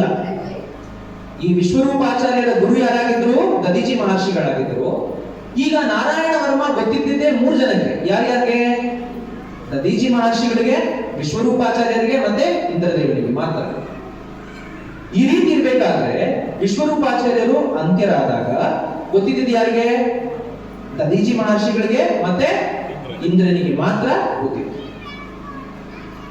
ಯಾರು ಈ ನಾರಾಯಣ ವರ್ಮವನ್ನ ಸಿದ್ಧಿಸ್ಕೊಂಡಿರ್ತಾರೆ ಅವರನ್ನ ದರ್ಶನ ಮಾಡಿದ್ರೆ ಸಾಕಂತೆ ಯಾವುದೇ ರೀತಿಯಾದಂತಹ ಕಾಯಿಲೆಗಳು ಸಹ ಹೊರಟೋಗ್ಬಿಡುತ್ತೆ. ಇದನ್ನ ತಿಳಿದಂತಹ ಏನು ಅಶ್ವಿನಿ ಕುಮಾರರಿಬ್ಬರನ್ನು ಏನ್ ಮಾಡ್ತಾರೆ, ಬರ್ತಾರೆ ಯಾರ ಹತ್ರ, ದದೀಚಿ ಮಹರ್ಷಿಗಳ ಹತ್ರ ಬರ್ತಾರೆ. ನೋಡಿ ಸ್ವಾಮಿ, ನಮ್ಮಲ್ಲಿ ಎಲ್ಲಾ ಸಿಲೆಬಸ್, ಮೆಡಿಸಿನ್ ಬೇಕಾಗಿರೋ ಎಲ್ಲಾ ಸಿಲೆಬಸ್ ನಾವು ಓದ್ಬಿಟ್ಟಿದೀವಿ. ಆಯುರ್ವೇದ, ಆಲೋಪತಿ, ಇಸ್ಕಾಪತಿ, ಉಸ್ಕಾಪತಿ ಎಲ್ಲಾ ಪತಿನೂ ನಾವು ಓದ್ಬಿಟ್ಟಿದೀವಿ. ನಮ್ಮ ಸಿಲೆಬಸ್ ನಲ್ಲಿ ಬಾಕಿ ಇರೋದು ಇದೊಂದು ನಾರಾಯಣ ವರ್ಮ ಮಂತ್ರ ಮಾತ್ರ. ಇದನ್ನ ನಾವು ಕಲಿಬೇಕು, ನಮ್ಗೆ ಹೇಳ್ಕೊಡಿ ಅಂತ ಬರ್ತಾರೆ. ಅವಾಗ ಇದನ್ನ ತಿಳ್ಕೊಂಡಂತ ಇಂದ್ರ ಏನ್ ಮಾಡ್ತಾನೆ, ಯಾಕೆ ಇವ್ರು ಬಂದಿದ್ದಾರೆ, ಅವಾಗ ಏನೋ ಹೋಮ ಮಾಡ್ತಾ ಇರ್ತಾರೆ. 1-2 ಗಂಟೆಗಳ 2 ಆರಿಸಿ ಬಿಟ್ಕೊಂಡು ಬನ್ನಿ ಅಂತ ಅಂದ್ಬಿಟ್ಟು ಏನ್ ಮಾಡ್ತಾರೆ, ದದೀಚಿ ಮಹರ್ಷಿಗಳು ಅವರನ್ನ ಕಳಿಸ್ಕೊಟ್ಟಾಗ ಅವ್ರು ಹೋಗಿ ಸಂಧ್ಯಾ ವಂದನೆ ಮಾಡ್ಕೊಂಡು ಬರೋಷ್ಟರಲ್ಲಿ ಇಂದ್ರ ಬಂದಿರ್ತಾನೆ ಅಲ್ಲಿಗೆ. ಇವರಿಬ್ರು ಯಾಕೆ ಬಂದಿದ್ದಾರೆ ಅಂತ ಕೇಳಿದಾಗ, ಇಂದ್ರ ನಾರಾಯಣ ವರ್ಮ ಸ್ತೋತ್ರವನ್ನ ತಿಳ್ಕೊಳಕ್ ಬಂದಿದ್ದಾರೆ ಅಂತ ಹೇಳಿದಾಗ ಅವ್ರು ಹೇಳ್ತಾರೆ, ಅವರಿಬ್ರು ನೀವು ಏನ್ ಮಾಡಬಾರ್ದು, ಇದನ್ನ ಕೊಡಬಾರ್ದು, ಕೊಟ್ರೆ ನಾವು ನಿಮ್ ತಲೆ ಕತ್ತರಿಸ್ತೀವಿ ಅಂತ ಇಂದ್ರ ಥ್ರೆಟನ್ ಮಾಡಿ ಹೋಗಿದ್ದಾನೆ ಆಲ್ರೆಡಿ. ಇವ್ರು ಬಂದ್ರು ವಾಪಸ್ಸು, ಯಾರೋ ಅಶ್ವಿನಿ ಕುಮಾರ್ ಇಬ್ರು ಬರ್ತಾರೆ ದದೀಚಿ ಮಹರ್ಷಿಗಳ ಹತ್ರ. ದದೀಚಿ ಮಹರ್ಷಿಗಳ ಹತ್ರ ಬಂದು ಏನ್ ಮಾಡ್ತಾರೆ, ನಮ್ಗೆ ಉಪದೇಶ ಮಾಡಿ ಅಂತ ಕೇಳಿದಾಗ ಹೇಳ್ತಾರೆ, ಅಯ್ಯೋ ಸ್ವಾಮಿ ನಾನ್ ಮಾಡಲ್ಲಪ್ಪ, ಈಗಿನ ಇಂದ್ರ ಬಂದು ನನಗೆ ವಾರ್ನಿಂಗ್ ಕೊಟ್ಟೋಗಿದ್ದಾನೆ, ನಾನೇನಾದ್ರೂ ನಿಮ್ಗೆ ಆ ಸ್ತೋತ್ರ ಹೇಳ್ಕೊಟ್ರೆ ನನಗೆ ಗ್ಯಾರಂಟಿ ಶಿರಚ್ಛೇದನ. ಅಲ್ಲ ಅವ್ರು ಹೇಳಿದ್ರು ಅಂತ ಅಂದ್ಬಿಟ್ಟು ನೀವು ಹೆದರ್ಕೊಂಡಿದ್ದೀರಾ, ಏನು ನಾವು ಮಾತ್ರ ನಿಮ್ ತಲೆ ಕತ್ತರಿಸಲ್ಲ ಅನ್ಕೊಂಡಿದ್ದೀರಾ ಅಂತ ಹೇಳ್ತಾರಂತೆ ಅವರಿಗೂ. ಆಗ ಏನ್ ಮಾಡಕ್ಕಾಗತ್ತೆ, ಉಪದೇಶ ಮಾಡೋದು ಬಿಡೋದು. ಅವರು ಏನ್ ಹೇಳ್ತಾರೆ ಅವಾಗ, ಅಶ್ವಿನಿ ಕುಮಾರರಿಬ್ರು ಹೇಳ್ತಾರೆ, ನಿಮ್ಮ ಶಿರವನ್ನ ತೆಗೆದುಬಿಟ್ಟು ನಾವು ಅಶ್ವದ ಶಿರವನ್ನ ಇಡ್ತೀವಿ. ಆ ಅಶ್ವದ ಶಿರದ ಮುಖೇನ ನಮ್ಗೆ ಏನ್ ಮಾಡಿ, ನೀವು ನಾರಾಯಣ ವರ್ಮ ಸ್ತೋತ್ರವನ್ನ ನಮ್ಗೆ ಉಪದೇಶ ಮಾಡಿ, ತದನಂತರ ಇಂದ್ರ ಬಂದು ಕತ್ತರಿಸ್ತಾನೆ, ನಿಮ್ ತಲೆನ ನಿಮ್ಗೆ ವಾಪಸ್ ಇಡ್ತೀವಿ. ಇದೇ ಸಾಧ್ಯ? ಅವ್ರು ಹೇಳಿದ್ರಲ್ವಾ, ನಾವು ಆಲೋಪತಿ ಆಯುರ್ವೇದ ಎಲ್ಲ ಕಲ್ತ್ಬಿಟ್ಟಿದೀವಿ, ನಮ್ ಸಿಲೆಬಸ್ ಅಲ್ಲಿ ಇಲ್ಲೇ ಇರೋದು ಇದೊಂದು ಮಾತ್ರ ಅಂತ ಹೇಳಿ. ಸೊ ಇದೆಲ್ಲ ಮಾಡ್ತೀರಾ ಅಂತ ಹೇಳಿ ಆ ದದೀಚಿ ಮಹರ್ಷಿಗಳು ಹೇಳಿದಾಗ ಸರಿ ಅಂತ ಅಂದ್ಬಿಟ್ಟು ಏನ್ ಮಾಡ್ತಾರೆ, ಅವ್ರ ತಲೆನ ಕತ್ತರಿಸ್ತಾರೆ, ಏನು ಕುದುರೆ ತುಪ್ಪವನ್ನ ಇಡ್ತಾರೆ, ಅದರಿಂದ ಉಪದೇಶ ಪಡ್ಕೋತಾರೆ. ತದನಂತರ ಏನಾಗುತ್ತೆ, ಇಂದ್ರ ಬಂದು ಅವ್ರ ತಲೆನ ಕತ್ತರಿಸ್ತಾನೆ. ಮತ್ತೆ ಏನಾಗುತ್ತೆ, ಅವ್ರ ತಲೆನ ಅವರು ಅಶ್ವಿನಿ ದೇವತೆಗಳು ಆ ದದೀಚಿ ಮಹರ್ಷಿಗಳಿಗೇನೆ ಇಟ್ಟು, ಆ ಕುದುರೆ ತಲೆ ಇತ್ತಲ್ವಾ, ಆ ಕುದುರೆ ತಲೆಯನ್ನು ತಗೊಂಡೋಗಿ ಮತ್ತೆ ಆ ಅಶೋಕೇನೆ ಇಟ್ಟು ಏನ್ ಮಾಡ್ತಾರೆ, ಸರಿ ಮಾಡ್ತಾರೆ. ಹೀಗೆ ಹರಿನಾಮದ ಮಹತ್ವ ನಾರಾಯಣ ವರ್ಮದಲ್ಲಿ ಇತ್ತು, ಆ ಕಾಲಕ್ಕೆ ಸ್ತೋತ್ರದಲ್ಲಿ. ಆದ್ರೆ ಈಗಿನ ಕಾಲಕ್ಕೆ ಏನೋ ಹರಿನಾಮ ಸ್ಮರಣೆ ಮಾತ್ರನೇ, ನಾರಾಯಣ ಯಾವುದಾದ್ರೂ ನಾಮ.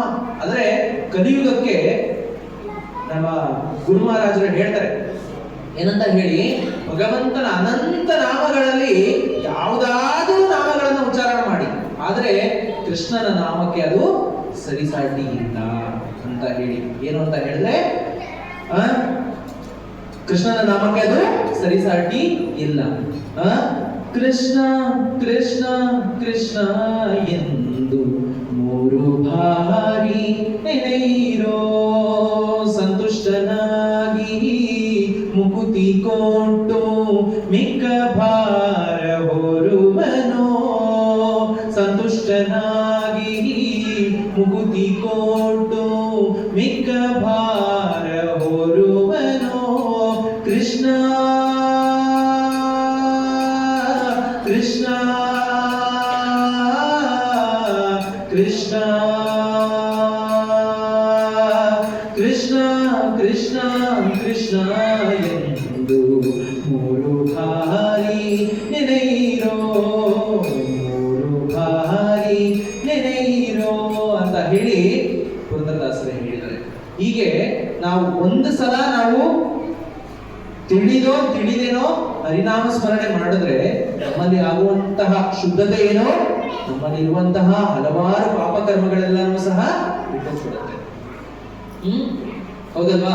ಹಾಗಾಗಿ ನಾವೇನ್ ಮಾಡ್ಬೇಕು, ಸತತಂ ಕೀರ್ತಯಂತೋ ಮಾಂ ಅಂತ ಹೇಳಿ ಭಗವಂತ ಭಗವದ್ಗೀತೆ ಹೇಳಿದ್ದಾರೆ. ಏನೋ ಸತತಂ ಕೀರ್ತಯಂತೋ ಮಾಂ, ಭಗವಂತನನ್ನ ಸತತವಾಗಿ ಸ್ಮರಿಸ್ತಾ ಇರಬೇಕು ಅಂತ ಹೇಳಿ. ನಾವು ಒಂದು ಸಲ ಬೇರೆಯವರನ್ನ ಏನೋ ಹೀಯಾಳಿಸೋದಕ್ಕೋಸ್ಕರನಾದ್ರು ಏನೋ ಪ್ರಭು ನೋಡಿ ತಿಲಕರೆ ಇಟ್ಕೊಂಡಿದ್ದಾರೆ ಅಂತ ಹೇಳಿ ನಾವು ಅನ್ಕೊಂಡ್ವಿ ಅಂತ ಹೇಳಿದ್ರೆ ಅನ್ಕೋತೀವಿ ನಾವು, ಹೌದಲ್ವಾ?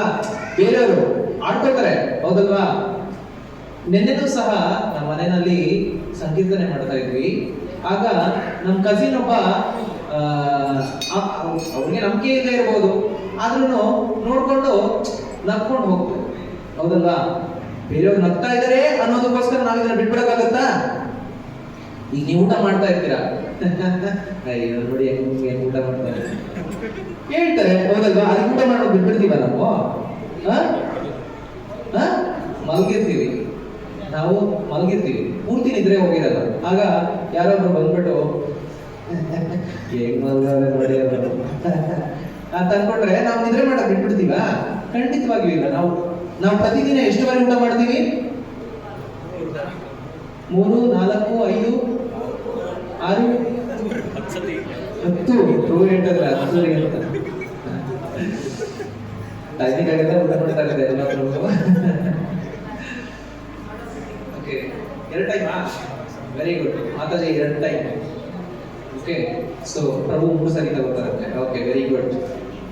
1 ಸರಿ ತಿನ್ನೋರು ಯೋಗಿ, 2 ಸರಿ ತಿನ್ನೋರು ಭೋಗಿ, 3 ಸರಿ ತಿನ್ನೋರು ರೋಗಿ, 4 ಸರಿ ತಿನ್ನೋರು ಎತ್ಕೊಂಡು ಹೋಗಿ.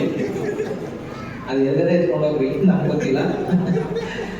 ಓಕೆ, ಅಂದ್ರೆ ಇದು ಶಾಸ್ತ್ರದಲ್ಲಿ ಹೇಳಿದೆ, ನಾವು 1 ಸರಿ 2 ಸರಿನ ಎಷ್ಟು ಸರಿ ತಿಂತೀವಿ ನಾವು ಅಂದ್ಬಿಟ್ಟು ನಮ್ಮ ಆರೋಗ್ಯ ನಾವು ಕಾಪಾಡ್ಕೋಬೇಕು ಅಂತ ಹೇಳಿದ್ರೆ, ಅದೇ ತರ ನಮ್ಮ ಆತ್ಮದ ಆರೋಗ್ಯನ ನಾವು ಕಾಪಾಡ್ಕೋಬೇಕು ಅಂತ ಹೇಳಿದ್ರೆ ಹರಿಸ್ಮರಣೆಯಲ್ಲಿ ನಾವು ನಿರಂತರಾಗಿರಬೇಕು.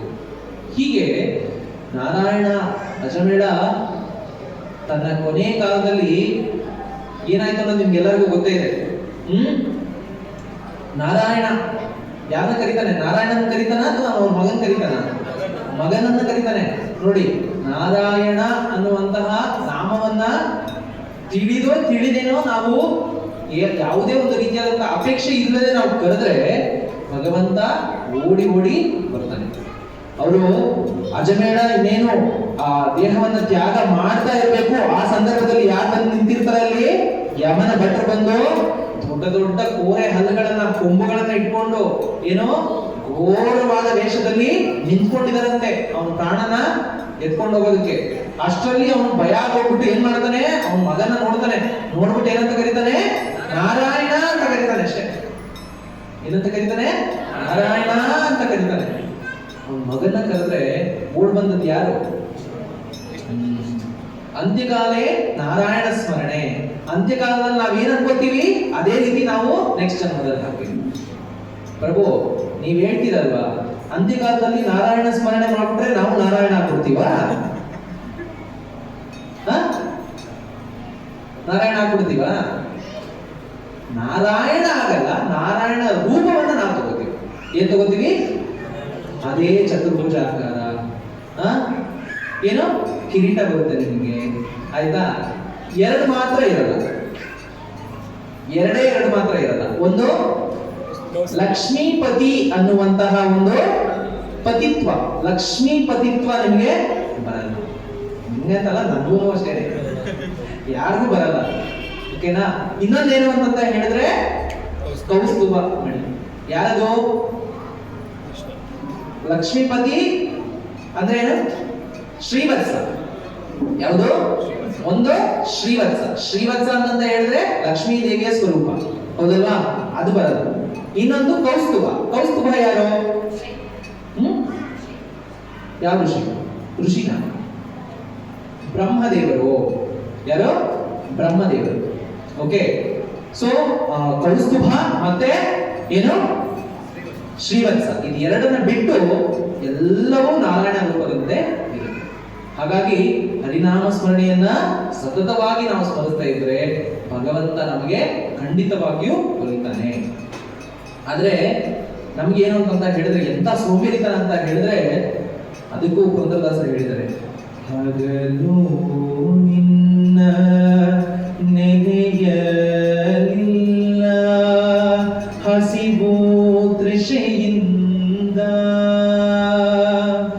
ಇರುಳು ನಿನ್ನ ನೆನೆಯಲಿಲ್ಲ ನಿದ್ರೆಯ ಭರದಿಂದ. ಹಗಲು ನಿನ್ನ ನೆನೆಯಲಿಲ್ಲ ಅಲ್ವಾ? ನಾವು 3 ಸಲ ಊಟ ಮಾಡ್ತೀವಲ್ಲ, 3 ಸರಿ 4 ಸರಿ ಊಟ ಮಾಡ್ತೀವಿ. ಹಸಿವು ತೃಷೆಯಿಂದ. ನೈಟ್ ಆಗ್ಬಿಟ್ರೆ ನಿದ್ರೆ ಬಂದ್ಬಿಡುತ್ತೆ ಅಲ್ವಾ? 7:30 ಆಗೋದಕ್ಕಿಂತ ಮುಂಚೆ ಊಟ ಸೋಗಯ ಅಲ್ವಾ? ಅಬ್ಸಲ್ಯೂಟ್ಲಿ. ಯಾಕೆಂದ್ರೆ 8 ಗಂಟೆಗಳ ಕಾಲ ಏನ್ ಸುಮ್ಮನೆ ಬಿಡ್ತಾರೆ ನಿಮ್ ಕಂಪ್ನಿನಲ್ಲಿ, ಹಾಕೊಂಡು ಟ್ವಿಸ್ಟ್ ಮಾಡ್ತಾ ಇರ್ತಾರೆ, ಅಲ್ಲಿ ಹೋಗ್ತಾರೆ ನಿಮ್ಮನ್ನ. ನಮಗೂ ಅಷ್ಟೇನೆ. ಎಲ್ಲರೂ ಏನೇನು 8 ಗಂಟೆ ಕೆಲಸ ಮಾಡ್ತೀರಾ, ಮನೆಗೆ ಹೋದ್ರೆ ಸಾಕಪ್ಪ ಅಂತ ಕಾಯ್ತಾ ಇರ್ತೀರ. ಬೆಳಗ್ಗೆ ಆಫೀಸ್ ಹೋದ್ರೇನೆ ಅಯ್ಯೋ ಯಾಕಪ್ಪ ಆಫೀಸ್ಗೆ ಹೋಗ್ಬೇಕು ಅನ್ಕೋತೀವಿ, ಹೌದಲ್ವಾ? ಆದ್ರೆ ಸಂಜೆ ಯಾವಾಗಾಗುತ್ತೋ ಅಂತ ಕಾಯ್ತಾ ಇರ್ತೀವಿ, ಹೌದಲ್ವಾ? ಸಂಜೆ ಆಗಿದ ತಕ್ಷಣ ನಾವೇನ್ ಮಾಡ್ತೀವಿ, ಮನೆಗೆ ಬಂದ್ಬಿಟ್ಟು ಖಾನಾ ಪೀನಾ ಖಾನಾ ಪೀನಾ ಸೋನಾ ಅಷ್ಟೇ ಅಲ್ವಾ? ಆದ್ರೆ ನಾವು ನೋಡಿ ಪ್ರಭುಗಳ ಸಿಂಶಾಮ್ ಪ್ರಭುಗಳನ್ನ ನೋಡಿ ಕಲಿಬೇಕಾಗಿರೋದು ತುಂಬಾ ಇದೆ.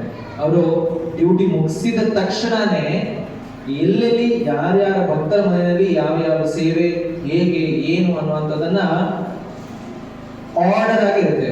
ಈ ವೀಕ್ ಪೂರ್ತಿ ಅವ್ರ ಸರ್ವಿಸ್ ಏನು ಅಂತ ಅಂದ್ಬಿಟ್ಟು ಆಲ್ರೆಡಿ ಅವ್ರ ಡೈರಿನಲ್ಲಿ ಇರುತ್ತೆ. ನಾವೇನಾದ್ರೂ ಮೇಂಟೈನ್ ಮಾಡ್ತಾ ಇದೀವಿ ಹಂಗೆ ಪ್ರಭುಗಳು ಹೇಳ್ತಾರೆ, ಪ್ರಭು ಈ ದಿನ ಹೋಗ್ಬಿಟ್ಟು ನೀವು ಅವ್ರ ಮನೆಯಲ್ಲಿ ಸಂಕೀರ್ತನ ಮಾಡ್ಬೇಕು. ಪ್ರಭು ಹೇಳ್ತಾರಲ್ಲಪ್ಪ, ಏನಾದ್ರೂ ಮಾಡಿ ಹೋಗ್ಲೇಬೇಕು. ಕಷ್ಟಪಟ್ಕೊಂಡು ಮಾಡಿದ್ರೆ ಯಾವುದೂ ಸಹ ಸಿದ್ಧಿ ಆಗಲ್ಲ. ಮನಸ್ಸಿಟ್ಟು ಮಾಡ್ಬೇಕು. ಯಾವುದೇ ಕೆಲಸ ನೀವು ಸಣ್ಣ ಸೇವೆಯನ್ನಾದ್ರೂ ಮಾಡಿ. ದೇವಸ್ಥಾನದಲ್ಲಿ ಬಂದು ಪ್ರಭುಗಳು ತುಂಬಾ ಅದ್ಭುತವಾಗಿ ಎಲ್ಲರಿಗಿಂತ ಮುಂಚೆ ಪ್ರಭುಗಳು ಬರ್ತಾರೆ, ಹೌದಲ್ವಾ? ಪ್ರಭು ನಿಮ್ಮ ಹೆಸರೇನು ಪ್ರಭು? ಹನುಮಪ್ಪ ಪ್ರಭು. ಅವರು ದೇವಸ್ಥಾನಕ್ಕೆ ಎಲ್ಲರಿಗಿನ ಫಸ್ಟ್ ಬರ್ತಾರೆ. ಎಲ್ಲರೂ ಹೋಗಿದ ಮೇಲೆ ಅವ್ರು ಲಾಸ್ಟ್ ಹೋಗ್ತಾರೆ. ನೋಡಿದೀರಾ ಅವ್ರು ಎಷ್ಟು ಸೇವೆ ಮಾಡ್ತಾರೆ? ಸಣ್ಣ ಸೇವೆನಾದ್ರೂ ಪರವಾಗಿಲ್ಲ, ಯಾವ್ದಾದ್ರೂ ಒಂದು ಸೇವೆಯನ್ನ ನಾವು ಮಾಡಿದ್ರು ಸಹ ಭಗವಂತ ಅದನ್ನ ನೋಡ್ತಾನೆ. ಹಗಲು ನಿನ್ನ ನೆನೆಯಲಿಲ್ಲ, ಹಸಿವು ತೃಷೆಯಿಂದ, ಇರುಳು ನಿನ್ನ ನೆನೆಯಲಿಲ್ಲ, ನಿದ್ರೆಯ ಭರದಿಂದ, ಎರಡರ ಬಾಧೆಗೆ ನಾನೊಡಗಾದೆನೋ, ಎರಡರ ಬಾಧೆಗೆ ನಾನೊಡಗಾದೆನೋ, ಸಲಹೋ ಪುರಂದರ ವಿಠಲ, ಸಲಹೋ ಪುರಂದರ ವಿಠಲ ಅಂತ ಹೇಳಿ ಯಾರೋ ಪುರಂದರದಾಸರು ಹೇಳಿದ್ದಾರೆ. ಭಗವಂತ ಹೇಗೆ ಅಂತ ಹೇಳಿದ್ರೆ, ನೀವು ಹರಿನಾಮ ಸ್ಮರಣೆ ಮಾಡ್ತಾ ಇದ್ದೀರ ಅಂತ ಹೇಳಿದ್ರೆ ಭಗವಂತ ಹಾಗೋ ಹೀಗೋ ಏನೋ ಮಾಡಿ ಪ್ರಭುಗಳು ನಿಮ್ಮನ್ನ ಏನಾದ್ರೂ ಮಾಡಿ ಏನ್ ಮಾಡಿದ್ದಾರೆ, ನಿಮ್ಮನ್ನ ಹರಿನಾಮ ಸ್ಮರಣೆ ಮಾಡೋದಕ್ಕೆ ಎಲ್ಲರೂ ಸ್ಟಾರ್ಟ್ ಮಾಡ್ಬಿಟ್ಟಿದ್ದಾರೆ. ಎಲ್ಲರೂ ಹರಿನಾಮ ಸ್ಮರಣೆ ಮಾಡ್ತಾ ಇದ್ದೀರ ತಾನೆ? ಎಲ್ಲರೂ ಮಾಡ್ತಾ ಇದ್ದೀರ ತಾನೆ? ಇಲ್ಲಿ ಯಾರು ಉತ್ತರನೇ ಹೇಳ್ತಾ ಇಲ್ಲ. ಮಾತಾಜಿ ಯಾರು ತಲೆ ಹ್ಞೂ ಅಂತಾನೂ ಹೇಳ್ತಾ ಇಲ್ಲ, ಹ್ಞೂ ಅಂತಾನೂ ಹೇಳ್ತಾ ಇಲ್ಲ. ಹರಿನಾಮ ಸ್ಮರಣೆ ಮಾಡ್ತಾ ಇದ್ದೀರಾ? ಹೌದು, ಕೇಳಿಸ್ತಾನೆ ಇಲ್ಲ. ಒಬ್ರೇ ಇಬ್ರೇ ಹೇಳ್ತಾ ಇದ್ದಾರೆ ಮಾತಾಜೀಸ್ ಎಲ್ಲ. ನಾನ್ ಮಾತಾಡಲ್ಲ ಪ್ರಭು, ನಾನು ಬಾಯಿಗೆ ಸಿಕ್ಕಾಕೊಂಡ್ಬಿಟ್ಟಿದ್ದೀನಿ, ನಾನ್ ಮಾತಾಡಲ್ಲ. ಯಾರು ಫಸ್ಟ್ ಟೈಮ್ ದೇವಸ್ಥಾನಕ್ಕೆ ಬಂದಿದ್ದೀರಾ ಮಾತಾಜಿ? ಒಬ್ರು, ಇಬ್ರು, 3, 4, 5, 6. ಮಿಕ್ಕಿದವರೆಲ್ಲ ಬಂದಿದ್ದೀರಲ್ವಾ? ಹರಿನಾಮ ಸ್ಮರಣೆ. ಹರೇ ಕೃಷ್ಣ ಹರೇ ಕೃಷ್ಣ ಕೃಷ್ಣ ಕೃಷ್ಣ ಹರೇ ಹರೇ, ಹರೇ ರಾಮ ಹರೇ ರಾಮ ರಾಮ ರಾಮ ಹರೇ ಹರೇ. ಹೀಗೆ ಹರಿನಾಮ ಸ್ಮರಣೆ ಫಸ್ಟ್ ಟೈಮ್ ಮಾಡ್ತಾನೆ ಇಲ್ವಾ ನೀವು? ನಾರಾಯಣ, ಗೋವಿಂದ, ಅಚ್ಯುತ, ಅನಂತ, ಕೇಶವ, ಗೋವಿಂದ, ಮಾಧವ, ಮಧುಸೂದನ, ಶ್ರೀನಿವಾಸ ಏನು ಹೇಳಲ್ಲ ನೀವು? ಹೇಳ್ತೀರಾ ಹೇಳಲ್ವಾ? ಹೇಳ್ತೀರಾ? ನೀವು ಮೂವಂತೀರಾ ಇದ್ದೀರಾ? ನಂಗೆ ಗೊತ್ತಾಗ್ತಾ ಇಲ್ಲ. ಇಲ್ವಾ? ಇಲ್ವಾ? ಹೌದಾ? ಹೌದು ಇಲ್ಲ, ಎರಡಂದ್ರೆ ಹೇಳ್ತಿದ್ರೆ ಮಾತಾಜಿ. ಆದ್ರೆ ನೀವು ಹರಿನಾಮ ಸ್ಮರಣೆ ಮಾಡೋದು ಸ್ಟಾರ್ಟ್ ಮಾಡಿದಾಗ ಹರಿ ಪರೀಕ್ಷೆ ಮಾಡ್ತಾನೆ. ಅದಕ್ಕೆ ಇಲ್ಲಿ ಪುರಂದರದಾಸರು ತುಂಬಾ ಅದ್ಭುತವಾಗಿ ಹೇಳಿದ್ದಾನೆ. ಏನಂತ ಹೇಳಿದ್ರೆ, ಒಂದು ಕಾಲದಲ್ಲಿ ಆನೆ ಕುದುರೆ ಮೇಲ್ಮೆರೆಸುವೆ, ಒಂದು ಕಾಲದಲ್ಲಿ ಬರಿ ಕಾಲಲ್ಲಿ ನಡೆಸುವೆ. ಯಾರಿಗೆಲ್ಲ ಅನುಭವ ಆಗಿದೆ? ಯಾರಿಗೆಲ್ಲ ಅನುಭವ ಆಗಿದೆ? ಬರಿಗಾಲಲ್ಲಿ ನಡ್ಕೊಂಡು ಹೋಗೋದು ಅಂದ್ರೆ ಯಾತ್ರೆಗೆ ಹೋಗಿದೀವಿ ನಾವು, ಹೌದಲ್ವಾ? ಅಂತಂದ್ರೆ ಆತರ ಒಂದು ಸಂಕಷ್ಟದಲ್ಲಿ ಸಿಕ್ಕಾಕಿಸೋದು ಭಗವಂತ. ಒಂದ್ ಕಾಲದಲ್ಲಿ ಏನ್ ಮಾಡ್ತಾನೆ? ಫ್ಲೈಟಲ್ಲಿ ಹೋಗಿಸ್ತಾನೆ, ಹೌದಾ? ಫ್ಲೈಟಲ್ಲಿ ಹೋದವರು ಏನಾಗ್ತಾರೆ?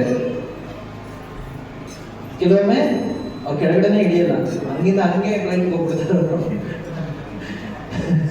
ಕ್ಷಮಿಸಿ. ಒಂದು ಕಾಲದಲ್ಲಿ ಮೃಷ್ಟಾನ್ನ ಉಣಿಸುವೆ, ಒಂದು ಕಾಲದಲ್ಲಿ ಉಪವಾಸ ವಿರಿಸುವೆ, ನಿನ್ನ ಮಹಿಮೆಯ ನೀನೇ ಬಲ್ಲೆಯೋ ದೇವ, ಪನ್ನಗ ಶಯನ ಪುರಂದರ ವಿಠಲ ಅಂತ ಹೇಳಿ ಪುರಂದರದಾಸರು ತುಂಬಾ ಅದ್ಭುತವಾಗಿ ಹೇಳ್ತಾರೆ. ಭಗವಂತನಿಗೆ ಎರಡು ಚಾಯ್ಸ್. ಏನು? ಭಗವಂತನಿಗೆ ಎರಡು ಚಾಯ್ಸ್, ನಮಗಿರೋದು ಒಂದೇ ಚಾಯ್ಸ್. ಭಗವಂತನಿಗೆ ಏನೇ ಎರಡು ಚಾಯ್ಸು? ಭಗವಂತನಿಗೆ ಇರೋದು ಎರಡು ಚಾಯ್ಸ್ ಯಾವ್ದು? ಭಗವಂತ ಒಂದು ನಮ್ಗೆ ಕೊಟ್ರೆ ಸುಖ ಕೊಡ್ಬೇಕು, ಇಲ್ಲ ದುಃಖ ಕೊಡ್ಬೇಕು. ಒಂದು ಸ್ವರ್ಗದಲ್ಲಿ ಇರ್ಬೇಕು, ಇಲ್ಲ ನರಕದಲ್ಲಿ ಇರ್ಬೇಕು. ಹೌದಾ? ಒಂದು ಅವನಿಗೆ ಭಗವಂತನಿಗೆ ಎಲ್ಲಾ ವಿಷಯದಲ್ಲೂ ಏನೋ ಎರಡೆರಡು ಚಾಯ್ಸ್. ಆದ್ರೆ ನಮ್ಗಿರುವಂತ ಒಂದೇ ಚಾಯ್ಸ್ ಯಾವುದು? ಭಗವಂತನೊಬ್ಬನೇ. ಭಗವಂತ ಕೇಳ್ತಾನಂತೆ, ಅವನ ಹತ್ರ ಹೋಗಿ ನಾವು ಸೇವೆಗೆ ನಿಂತ್ಕೊಂಡಾಗ ಅವ್ನು ಕೇಳ್ತಾನಂತೆ, ನಿನಗೆ ನಾನ್ ಬೇಕಾ ನಂದ್ ಬೇಕಾ ಅಂತ. ಏನು? ನಾವೇನ್ ಆಯ್ಕೆ ಮಾಡ್ಕೋಬೇಕು? ಅರ್ಜುನ ಆಯ್ಕೆ ಮಾಡೋದಂದ್ರೆ ನಾವು ಆಯ್ಕೆ ಮಾಡ್ಕೋಬೇಕು. ಏನ್ ಆಯ್ಕೆ ಮಾಡ್ಕೋಬೇಕು? ಏನ್ ಆಯ್ಕೆ ಮಾಡ್ಕೋಬೇಕು ನಾವು? ಅರ್ಜುನ ಏನ್ ಆಯ್ಕೆ ಮಾಡ್ಕೊಂಡಿದ್ರು ಅದನ್ನೇ ನಾವು ಆಯ್ಕೆ ಮಾಡ್ಕೋಬೇಕು. ಅರ್ಜುನ ಏನ್ ಆಯ್ಕೆ ಮಾಡ್ಕೊಂಡಿದ್ರು? ಕೃಷ್ಣನನ್ನ ಆಯ್ಕೆ ಮಾಡ್ಕೊಂಡಿದ್ರು. ದುರ್ಯೋಧನ ಏನ್ ಆಯ್ಕೆ ಮಾಡ್ಕೊಂಡಿದ್ರು? ಕೃಷ್ಣಂದು ಆಯ್ಕೆ ಮಾಡ್ಕೊಂಡಿದ್ರು. ಯಾವುದು? ಕೃಷ್ಣ ಸೇನೆ. ಸೊ ನಾರಾಯಣಿ ಸೇನೆಯನ್ನ ಯಾರು ಆಯ್ಕೆ ಮಾಡ್ಕೊಂಡಿದ್ರು? ಕೃಷ್ಣ ಹೇಳಿದ್ರು ನಾನು ಯಾವುದೇ ಆಯುಧ ಮುಟ್ಟಲ್ಲ ಅಂತ ತಕ್ಷಣ ಏನ್ ಮಾಡಿದ್ರು? ದುರ್ಯೋಧನ ಬೇಡ ಬೇಡ, ನೀನ್ ಬೇಡವೇ ಬೇಡ, ನಿನ್ನ ಸೇನೆ ಇದ್ರೆ ಸಾಕು ಅಂತ. ಆದ್ರೆ ಅರ್ಜುನನಿಗೆ ಗೊತ್ತಿತ್ತು ಏನೋ ಭಗವಂತನಿದ್ರೆ ಸರ್ವ ಸಂಪತ್ತು ಸರ್ವ ಐಶ್ವರ್ಯವೂ ಸಿಗುತ್ತೆ ಅನ್ನೋದು ಅರ್ಜುನ ತಿಳಿದಿತ್ತು. ಹಾಗಾಗಿ ಭಗವಂತನ ಆಯ್ಕೆ ಮಾಡ್ಕೊಂಡ ಯಾರು? ಅರ್ಜುನ. ಹಾಗಾಗಿ ನಾವೇನ್ ಮಾಡ್ಬೇಕು? ಸತತವೂ ಹರಿನಾಮ ಸ್ಮರಣೆಯನ್ನ ನಾವು ತೊಡಗಿರ್ಬೇಕು. ಏನೋ ಉದಾಹರಣೆ ನೆನಪಿದೆಯಾ ನಿಮಗೆ? 1000 ಪಕ್ಷಿಗಳು ಒಂದು ಮರ, ಒಂದು ಫಲದ ಒಂದು ಮರ. ಸೊ ಆ 1000 ಪಕ್ಷಿಗಳನ್ನ ಓಡಿಸ್ಬೇಕು ಅಂತಂದ್ರೆ ನಾವೇನ್ ಮಾಡ್ಬೇಕು? ಹರಿನಾಮ ಸ್ಮರಣೆ ಅನ್ನುವಂತಹ ಆ ಪಾಪ ಕರ್ಮಗಳನ್ನೆಲ್ಲ ಓಡಿಸ್ಬೇಕು ಅಂತ ಹೇಳಿದ್ರೆ ನಾವೇನ್ ಮಾಡ್ಬೇಕು? ಹರಿನಾಮ ಸ್ಮರಣೆ ಅನ್ನುವಂತಹ ಕಲ್ಲನ್ನ ಒಂದು ಸರಿ ಹೊಡೆದ್ರೆ ಸಾಕು. ಹಾಗಂತ ಅಂದ್ಬಿಟ್ಟು ನಾವು ಒಂದಿನಕ್ಕೆ ಒಂದ್ಸಲ ಸಾಕ? ಪಾಪ ಮಾಡಿದೀವಿ, ಆ ಪಾಪ ಮಾಡಿದಕ್ಕೆ ಪ್ರಾಯಶ್ಚಿತ್ತವನ್ನ ನಾವು ಕಂಡುಕೊಂಡ್ವಿ, ಹೌದಲ್ವಾ? ಮತ್ತೆ ನಾವೇನ್ ಮಾಡ್ತೀವಿ? ಪಾಪದಲ್ಲೇ ನಾವು ತೊಡಗಿರ್ತೀವಿ ನಾವು, ಹೌದಲ್ವಾ? ನಾವೇನ್ ಮಾಡ್ತೀವಿ? ಪಾಪದಲ್ಲೇ ತೊಡಗಿರ್ತೀವಿ. ಆ ಪಾಪಕ್ಕೆ ಮತ್ತೆ ಮತ್ತೆ ಪ್ರಾಯಶ್ಚಿತ್ತವನ್ನ ನಾವು ಕಂಡುಕೊಂತಾ ಇರ್ಬೇಕು, ಹೌದಲ್ವಾ? ಸದಾ ನಾವು ಪ್ರಾಯಶ್ಚಿತ್ತದಲ್ಲಿ ನಾವು ಇರ್ಬೇಕು ಅಂತ ಹೇಳಿದ್ರೆ ಏನ್ ಮಾಡ್ಬೇಕು? ಸತತಂ ಕೀರ್ತಯಂತೋ ಮಾಂ ಅಂತ ಹೇಳುವ ಹಾಗೆ ಭಗವಂತ ಸದಾ ಸರ್ವಕಾಲವೂ ಸಹ ನಾವೇನ್ ಮಾಡ್ಬೇಕು? ಹರಿನಾಮ ಸ್ಮರಣೆಯನ್ನ ಮಾಡ್ತಾ ಇರ್ಬೇಕು. ಇಲ್ಲ ಅಂತಂದ್ರೆ ಪುನರಪಿ ಜನನಂ ಪುನರಪಿ ಮರಣಂ ಪುನರಪಿ ಜನನಂ ಪುನರಪಿ ಮರಣಂ ಪುನರಪಿ ಜನನೀ ಜಠರೇ ಶಯನಂ ಇಹ ಸಂಸಾರೆ ಬಹು ದುಷ್ಟಾರೆ ಇಹ ಸಂಸಾರೆ ಬಹು ದುಷ್ಟಾರೆ ಕೃಪಯಾ ಪಾರೆ ಪಾಹಿ ಮುರಾರೆ ಕೃಪಯಾ ಪಾರೆ ಪಾಹಿ ಮುರಾರೆ ಭಜ ಗೋವಿಂದಂ ಭಜ ಗೋವಿಂದಂ ಗೋವಿಂದಂ ಭಜ ಮೂಢಮತೆ ಭಜ ಗೋವಿಂದಂ ಭಜ ಗೋವಿಂದಂ ಗೋವಿಂದಂ ಭಜ ಮೂಢಮತೆ ಅಂತ ಹೇಳಿದ ಹಾಗೆ ಪುನರಪಿ ಜನನ ಪುನರಪಿ ಮರಣ, ಅದು ನಾಯಿ ಜನ್ಮ ಆಗಿರ್ಬೋದು, ಇನ್ನೂ ಹೀನವಾದ ಜನ್ಮ ಆಗಿರ್ಬೋದು, ಆ ಜನ್ಮದಿಂದ ನಾವು ಹೊರಗಡೆ ಬರಬೇಕು ಅಂತ ಹೇಳಿದ್ರೆ ಏನ್ ಮಾಡ್ಬೇಕು? ನಾವು ಹರಿನಾಮದ ಸ್ಮರಣೆಯನ್ನ ನಾವು ಮಾಡಬೇಕು. ಹಾಗಾಗಿ ನಾವು ಯಾವಾಗಲೂ ನಮ್ಮ ಸಂಘವನ್ನ ಯಾರ ಜೊತೆ ನಾವು ಇಟ್ಕೊಂಡಿರ್ತೀವಿ ಆ ರೀತಿಯಾಗಿ ನಮ್ಮ ಗುಣಗಳನ್ನ ನಾವು ಬೆಳೆಸ್ಕೊತೀವಿ. ಹಾಗಾಗಿ ಸದಾ ಸರ್ವಕಾಲ ಭಕ್ತರ ಸಂಘದಲ್ಲಿ ನಾವು ಇರಬೇಕು. ಎರಡನೇದು, ಭಗವಂತನ ಗುಣಗಳನ್ನ ಹೇಳಿರುವ ಶಾಸ್ತ್ರಗಳನ್ನ ನಾವು ಓದಬೇಕು. ಜಗನ್ನಾಥ ಬಲದೇವ ಸುಂದರಮಯ್ಯ ಕಿ.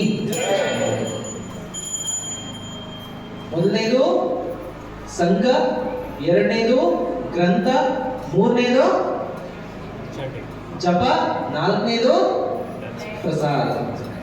ಇದು ನಾಲ್ಕನ್ನ ಸರಿಯಾದ ರೀತಿಯಲ್ಲಿ ನಾವು ಮಾಡಿದ್ದೆ ಆದಲ್ಲಿ ನಾವೇನ್ ಮಾಡ್ಬೋದು, ಹರಿನಾಮ ಸ್ಮರಣೆಯನ್ನ ನಿರಂತರವಾಗಿ ನಿರರ್ಗಳವಾಗಿ ನಾವು ಹರಿನಾಮ ಸ್ಮರಣೆಯಲ್ಲಿ ನಮ್ಮನ್ನ ತೊಡಗಿಸಿರೋಣ. ಹೇಳಿ, ಏನು ಉತ್ತರನೇ ಬರ್ತಾ ಇಲ್ಲ ಅಂದ್ರೆ ಏನು ಅರ್ಥನೇ ಆಗಿಲ್ಲ ನಿಮ್ಗೆ ಅಂತ ಅರ್ಥ, ಅಂದ್ರೆ ಮೇಷ್ಟ್ರು ಸರಿ ಇಲ್ಲ ಅಂತ ಅರ್ಥ ಅಲ್ವಾ? ಈ ನಮ್ಮನ್ನ ಈ ಸಂಸ್ಥೆಗಳಲ್ಲಿ ಅಂದ್ರೆ ವಿದ್ಯಾಸಂಸ್ಥೆಗಳಲ್ಲಿ ಹೇಗೆ ಅನಾಲಿಸಿಸ್ ಮಾಡ್ತಾರೆ ಅಂತ ಹೇಳಿದ್ರೆ, ಮಕ್ಕಳು ಚೆನ್ನಾಗಿ ಮಾರ್ಕ್ಸ್ ಸ್ಕೋರ್ ಮಾಡಿದ್ರೆ ಏನೋ ಮಕ್ಕಳು ಚೆನ್ನಾಗಿ ಸ್ಕೋರ್ ಮಾಡಿದ್ರೆ ಟೀಚರ್ ಒಳ್ಳೆ ಟೀಚರ್. ಮಕ್ಕಳು ಚೆನ್ನಾಗಿ ಮಾರ್ಕ್ಸ್ ಸ್ಕೋರ್ ಮಾಡಿಲ್ಲ ಅಂತ ಹೇಳಿದ್ರೆ ಏನೋ ಟೀಚರೇ ಸರಿ ಇಲ್ಲ. ಮಕ್ಕಳು ಓದ್ತಾರೆ ಇಲ್ವಾ ಅದು ಸೆಕೆಂಡರಿ, ಏನೋ ಟೀಚರೇ ಸರಿ ಇಲ್ಲ. ಈ ವಿಷಯದಲ್ಲಿ ಇವಾಗ ಹಂಗೆ ಆಗ್ತಾ ಇದೆ ಅಂತ ಅನಿಸ್ತಾ ಇದೆ ನನಗೆ. ಟೀಚರ್ ಸರಿ ಇಲ್ಲ, ಟೀಚರ್ ಬದಲಾವಣೆ ಅಲ್ವಾ? ಅರಿಯಿದ್ದಲ್ಲಿ. ಸೊ ಹಾಗೆ ಎಲ್ಲರೂ ಸಹ ನಿಮ್ಮ ಜೀವನದಲ್ಲಿ ಇನ್ಮುಂದೆ ಪ್ರತಿನಿತ್ಯವೂ ಸಹ ಭಗವಂತನ ನಾಮಸ್ಮರಣೆಯಲ್ಲಿ ನಿಮ್ಮನ್ನ ತೊಡಗಿಸಿಕೊಳ್ಳಿ. ಸಾವಿರ ಪಕ್ಷಿ ಅಲ್ಲ, ಕೋಟ್ಯಾಂತರ ಲಕ್ಷಾಂತರ ಮೇರು ಪರ್ವತದಷ್ಟು ಬೆಳೆದಿದೆ ನಮ್ಮ ಪಾಪಗಳು. ಎಷ್ಟು? ಮೇರು ಪರ್ವತದಷ್ಟು, ಅದಕ್ಕಿಂತ ಇನ್ನೂ ಹೆಚ್ಚಾಗಿ ಬೆಳೀತಾ ಪ್ರತಿ ಕ್ಷಣನೂ ಬೆಳೀತಾ ಇದೆ. ಏನ ಪ್ರತಿ ಕ್ಷಣನೂ ಸಹ ಏನಾಗ್ತಾ ಇದೆ, ಆ ಪರ್ವತ ಬೆಳೀತಾನೆ ಇದೆ. ಎಲ್ಲ ಉಸಿರು ಹೇಳ್ಕೊಳ್ಳಿ ಒಂದ್ಸಲ. ಇನ್ನೊಂದ್ಸಲ ಬಿಡಿ, ಒಂದ್ಸಲ ಎಲ್ಲರೂ ಉಸಿರು ಹೇಳ್ಕೊಳ್ಳಿ, ಉಸಿರು ಬಿಡಿ. ಈಗ ಆ ಒಂದು ಉಸಿರು ಎಳ್ಕೊಂಡ್ರಲ್ವಾ, ಎಳ್ಕೊಂಡಿದ ತಕ್ಷಣನೇ ಕೋಟ್ಯಾಂತರ ಮೈಕ್ರೋ ಆರ್ಗಾನಿಸಮ್ಸ್ ಏನಾಯ್ತು, ನಮ್ಮ ನಾಸಿಕದಿಂದ ಒಳಗಡೆ ಹೊರಟಾಯ್ತು. ಏನಾಯ್ತು? ಏನ್ ಪ್ರಭು ನೀವು ಹಿಂಗ್ ಮಾಡ್ಬಿಟ್ರಲ್ಲ ಪ್ರಭು ನೀವು. ಇದು ನೈಸರ್ಗಿಕವಾಗಿ ನೀವು ಹುಟ್ಟಿದಾಗಿನಿಂದ ಈ ಕ್ಷಣದವರೆಗೂ ನಾವು ಮಾಡ್ತಾ ಇದ್ದೀವಿ, ಹೌದಲ್ವಾ? ಭಗವಂತ ವಾಯುದೇವರು ಹೊರಗು ಹೊರಗು ಏನೋ ಒಳಗು ಹೊರಗು ಏನು ಸಂಪರ್ಕವನ್ನು ಹೊಂದಿರುವಂತಹ ಏಕೈಕ ದೇವತೆ ಅಂತ ಹೇಳಿದ್ರೆ ವಾಯುದೇವರು. ಅವರಿಲ್ಲ ಅಂದ್ರೆ ನಾವೇನಿಲ್ಲ, ಹೌದಲ್ವಾ? ಸೊ ಅವರನ್ನ ನಾವು ನಮ್ಮ ನಾಮ ಜಪ ಹೇಗಿರ್ಬೇಕು ಅಂತ ಹೇಳಿದ್ರೆ ಆಚಾರ್ಯರು ಹೇಳೋದು ಹೀಗೆ: ನಾರಾಯಣ ನಾರಾಯಣ ನಾರಾಯಣ ನಾರಾಯಣ. ಒಂದೊಂದು ಉಸಿರಿಗೂ ಸಹ ನಾವು ಹೇಳ್ತಾ ಇರ್ಬೇಕು. ಹೇಳ ಸಾಧ್ಯನಾ? ಸಾಧ್ಯನಾ ಪ್ರಭು? ಮಾತಾಜಿ ಸಾಧ್ಯನಾ? ಸಾಧ್ಯ. ಮಾತಾಜಿ ಹೇಳ್ತಾರೆ ಟ್ರೈ ಮಾಡ್ತೀವಿ. ಅದ ಆಕ್ಚುಲಿ ಅಸಾಧ್ಯ ಮಾತಾಜಿ. ನಾವು ಎಂತಹ ಋಷಿ ಮುನಿಗಳೆಲ್ಲರೂ ಸಹ ಏನಾಗಿದ್ದಾರೆ, ಅಂತಹ ಪರಿಪೂರ್ಣತೆ ಹೋಗಿದ್ರು ಸಹ ಕೆಳಗಡೆ ಬಿದ್ದಿರುವಂತವ್ರು ಎಷ್ಟೋ ಜನ ಇದ್ದಾರೆ. ಅಂಥದ್ರಲ್ಲಿ ಹುಲು ಮಾನವರಾದಂಥವ್ರು ನಾವುಗಳು ನಮ್ಮನ್ನ ನಾವು ಸರಿಪಡಿಸ್ಕೊಳ್ಬೇಕು ಅಂತ ಹೇಳಿದ್ರೆ ಈಗಿಂದ ನಾವು ಪ್ರಯತ್ನ ಹೆಚ್ಚಿಗೆ ಏನೋ ಹಂತವಾಗಿ ನಾವು ಬೆಳೀತಾ ಹೋಗ್ಬೇಕು ಭಕ್ತಿನಾಗಿ. ಹಾಗಾಗಿ ಇವತ್ತೊಂದು ಮಾಲೆ, ಇನ್ನೊಂದು ತಿಂಗಳು ಬಿಟ್ಕೊಂಡು ಅರ್ಧ ಮಾಲೆನಾ ಇಲ್ಲ 2 ಮಾಲೆನಾ? ದಿನ 1 ಮಾಲೆ ಮಾತ್ರ ಮಾಡ್ತೀರಾ? ಎಷ್ಟಾಗುತ್ತೋ ಅಷ್ಟು. ನಾನೇನಿಲ್ಲ ಪ್ರಭು, ಕೆಲಸ ಮಾಡ್ತಾ ಇರ್ತೀನಿ. ಹರೇ ಕೃಷ್ಣ ಹರೇ ಕೃಷ್ಣ ಕೃಷ್ಣ ಕೃಷ್ಣ ಹರೇ ಹರೇ, ಹರೇ ರಾಮ ರಾಮ ರಾಮ ಹರೇ ಹರೇ.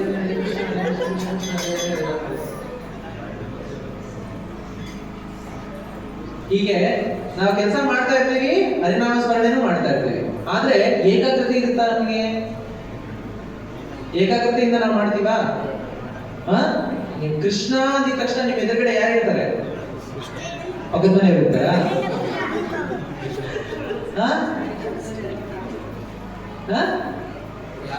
ಭಗವಂತ ಇರ್ತಾನೆ. ನೀವು ಯಾವ ರೀತಿ ಕರಿತೀರೋ ಅದೇ ರೀತಿ ಯಮ್ಯಂ ಪಾಪಿ ಸ್ಮರಣ್ ಭಾವಂ ಅಂತ ಹೇಳಿದಾನೆ ಭಗವಂತ. ಏನಂತ ಹೇಳಿ? ಸ್ಮರಣ್ ಭಾವಂ. ಯಾವ ರೀತಿ ನಾವು ಭಗವಂತನನ್ನ ಸ್ಮರಣೆ ಮಾಡ್ತೀವಿ ಆ ರೀತಿ ಭಗವಂತ ನಮ್ಮೊಟ್ಟಿಗೆ ಇರ್ತಾನೆ. ಪ್ರಹ್ಲಾದ ಮತ್ತೆ ಹಿರಣ್ಯಕಶಿಪು ವೈರಿಯಾಗಿ ನೆನ್ಕೊಂಡಿದ್ದಕ್ಕೆ ಯಾರು? ಭಗವಂತ ವೈರಿಯಾಗಿ ನಿಂತ್ಕೊಂಡಿದ್ರು. ತಾಯಿ ರೂಪದಲ್ಲಿ ನೆನ್ಸ್ಕೊಂಡಿದ್ದಕ್ಕೆ ಪ್ರಹ್ಲಾದ ಮುಂದೆ ತಾಯಿ ರೂಪದಲ್ಲೇ ಇದ್ರು. ಯಾರು? ಭಗವಂತ ನರಸಿಂಹ. ಹೌದಲ್ವಾ? ನರಸಿಂಹನ ಹತ್ರ ಹೋಗೋದಕ್ಕೆ ಎಲ್ಲಾ ದೇವತೆಗಳು, ಲಕ್ಷ್ಮೀ ದೇವಿ ಆಗಿರ್ಲಿ, ಬ್ರಹ್ಮದೇವರಾಗಿರ್ಲಿ, ಶಿವನೇ ಆಗಿರ್ಲಿ, ಎಲ್ಲರೂ ಹೆದರ್ತಾ ಇದ್ರು ನರಸಿಂಹದೇವರ ಹತ್ರ ಹೋಗೋದಕ್ಕೆ. ಆದ್ರೆ ಅವ್ರ ಹತ್ರ ಹೋದವ್ರು ಯಾರು? ಯಾಕೆ ಅವ್ರ ಭಯ ಇರಲಿಲ್ಲ?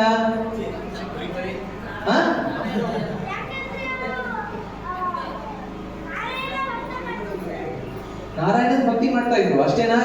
ಅವರನ್ನ ಯಾವ ರೀತಿ ಸ್ಮರಣೆ ಮಾಡ್ತಾ ಇದ್ರು? ಇವಾಗ ನಮ್ಮ ಅಮ್ಮ ಹತ್ರ ಹೋಗೋದಕ್ಕೆ, ನಮ್ಮ ತಾಯಂದ್ರ ಹತ್ರ ಹೋಗೋದಕ್ಕೆ ನಮ್ಗೆ ಭಯ ಆಗತ್ತಾ? ಭಯ ಆಗತ್ತಾ? ಖಂಡಿತವಾಗಿಯೂ ಇಲ್ಲ. ಅದೇ ಸಿಂಹದ ಹತ್ರ ಹೋಗ್ಬೇಕು ಅಂತಂದ್ರೆ,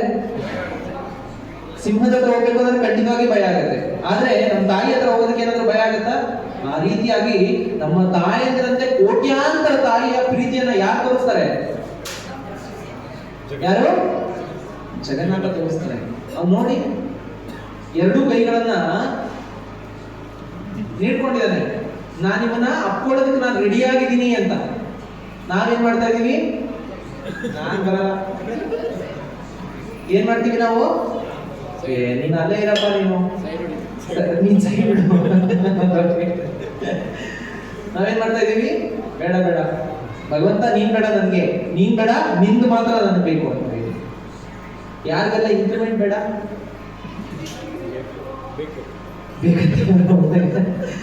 ಇಂಕ್ರಿಮೆಂಟ್ ಯಾರು ಬೇಡವಾ? ಯಾರು ಬೇಡ ಇಂಕ್ರಿಮೆಂಟ್? ಬೇಕು ಅಂತ ಹೇಳ್ತಾರೆ ಮತ್ತದೇ. ಪ್ರಮೋಷನ್, ಜಾಬ್ ಪ್ರಮೋಷನ್ ಬೇಕು ಪ್ರಭುಗಳಿಗೆ. ಜಾಬ್ ಪ್ರಮೋಷನ್ ಬೇಕು, ಜಾಬ್ ಅಲ್ಲಿ ಇಂಕ್ರಿಮೆಂಟ್ ಬೇಕು ನಮ್ಗೆ. ಇನ್ನೇನು ಹೊಗಳಿಕೆ ಮಾಡಿಸ್ಕೋಬೇಕು ನಾವು ಎಲ್ಲರ ಹತ್ರ ಇಂದ. ಏನ್ ಮಾಡ್ಕೋಬೇಕು ನಾವು? ಕಾರ್ತಿಕ್ ಬೆಸ್ಟ್ ಅನ್ಸ್ಕೋಬೇಕು ಅಲ್ವಾ? ಆತರ ಆಸೆಗಳೆಲ್ಲವೂ ಸಹ ನಿರಂತರವಾದದ್ದಲ್ಲ. ಇವತ್ತು ಈ ಒಂದು ಕಡೆ ನಾವು ಗಳಿಸ್ತಾ ಇರುವಂತದ್ದು ನಮ್ಮ ಅನ್ನದ ಋಣ ಇರೋ ತನಕ ಮಾತ್ರ, ಹೌದಲ್ವಾ? ಆದ್ರೆ ಭಗವಂತನ ಋಣ ಶಾಶ್ವತವಾದದ್ದು. ಯಾರ ಋಣ? ಭಗವಂತನ ಋಣ ಶಾಶ್ವತವಾದದ್ದು. ಅವನಿಗೆ ಆ ಕೃತಜ್ಞತಾ ಭಾವವನ್ನ ನಾವು ಸದಾ ಸರ್ವಕಾಲ ನಮ್ಮಲ್ಲಿ ರೂಢಿಸಿಕೊಂಡಿದ್ದೇ ಆದಲ್ಲಿ ಭಗವಂತ ನಮ್ಮನ್ನ ಮೇಲೆ ಎತ್ತೇ ಇರ್ತಾನೆ. ಹರೇ ಕೃಷ್ಣ ಕೃಷ್ಣ ಕೃಷ್ಣ ಹರೇ ಹರೇ, ಹರೇ ರಾಮ ರಾಮ ರಾಮ ಹರೇ ಹರೇ. ಹೀಗೆ ನಿರಂತರವಾಗಿ ನಾವು ಹರಿನಾಮ ಸ್ಮರಣೆಯಲ್ಲಿ ತೊಡಗುತ್ತಾ ಭಗವಂತ ನಮ್ಮನ್ನ ಕರ್ಕೋತಾನೆ. ನಾವು ನಾಮಸ್ಮರಣೆ ಮಾಡಿದ್ರೆ ಭಗವಂತ ನಮ್ಮನ್ನ ಕರ್ಕೋತಾನೆ. ಇಲ್ಲ ಅಂತಂದ್ರೆ ನೀನಲ್ಲೇ ಇರು, ನಾನಿಲ್ಲೇ ಇರ್ತೀನಿ. ಆದ್ರೆ ಪ್ರೀತಿ ತೋರ್ಸಲ್ಲ ಅಂತ ಅಲ್ಲ ಭಗವಂತ. ಓಕೆ, ಯಾರ್ಯಾರು ಯಾವ್ಯಾವ ರೀತಿ ಪ್ರೀತಿ ತೋರಿಸ್ಬೇಕು ಅಂತ ಭಗವದ್ಗೀತೆಯನ್ನು ನೀಡ್ತಾನೆ. ಯಾರ್ಯಾರು ಯಾವ್ಯಾವ ರೀತಿ ಹತ್ತಿರದಲ್ಲಿದ್ದಾರೆ ಅನ್ನೋದನ್ನ ಭಗವಂತ ಹೇಳಿದ್ದಾನೆ. ಹತ್ತಿರದಲ್ಲಿ ಇರೋದಂದ್ರೆ ಏನು ಅರ್ಥ ಗೊತ್ತಾ ನಿಮ್ಗೆ? ಹತ್ತಿರದಲ್ಲಿರುವುದು ಅಲ್ಲ, ಹೃದಯಕ್ಕೆ ಹತ್ತಿರವಾಗಿರೋದು, ಹತ್ತಿರದಲ್ಲಿರೋದು. ನೋಡಿದೀರಾ? ಎಷ್ಟೋ ಜನ ನಮ್ ಜೊತೆನೆ ಕೆಲಸ ಮಾಡ್ತಾ ಇರ್ತಾರೆ, ಆದ್ರೆ ಅವರು ಜೊತೆನೇ ಇದ್ರು, ಹತ್ತಿರದಲ್ಲೇ ಇದ್ರು, ಅವ್ರು ಯಾಕಾದ್ರೆ ಇದಾರೋ ಅನ್ನಿಸ್ಬಿಡುತ್ತೆ ಅಂತ. ನಿಮ್ಗೆ ಅನ್ಸಿರುತ್ತೆ, ಅದು ನಿಮ್ಗೆ ಎಕ್ಸ್ಪೀರಿಯನ್ಸ್ ಆಗಿರುತ್ತೆ, ಅಪ್ಪ ಇವ್ರು ಯಾಕಾದ್ರೂ ಇದಾರೋ ಅಂತ ಅನಿಸ್ಬಿಡುತ್ತೆ. ಆದ್ರೆ ನಮ್ಮ ಹೃದಯಕ್ಕೆ, ನಮ್ಮ ಕಣ್ಣಿಗೆ ಕಾಣಿಸ್ತಾ ಇದ್ರು ಸಹ ಅವ್ರನ್ನ ಸದಾ ಸರ್ವಕಾಲ ನಮ್ಮ ಹೃದಯದಲ್ಲಿ ನಾವು ನೆನೆಸ್ಕೊತಾ ಇರ್ತೀವಿ. ಅದು ನಿಜವಾಗಿ ಹತ್ತಿರದಲ್ಲಿ ಇರುವಂಥದ್ದು. ಹಾಗೆ ಭಗವಂತ ನಮ್ಗೆ ಕಣ್ಣು ಕಾಣಿಸ್ತಾ ಇದ್ದಾನೆ, ನೋಡಿ ಅಲ್ಲಿ ಅದೇನೆ ಆ ರೂಪದಲ್ಲೇ ನಮ್ಗೆ ಕಾಣಿಸ್ಕೊಳ್ತಾ ಇದ್ದಾನೆ, ಹೌದಲ್ವಾ?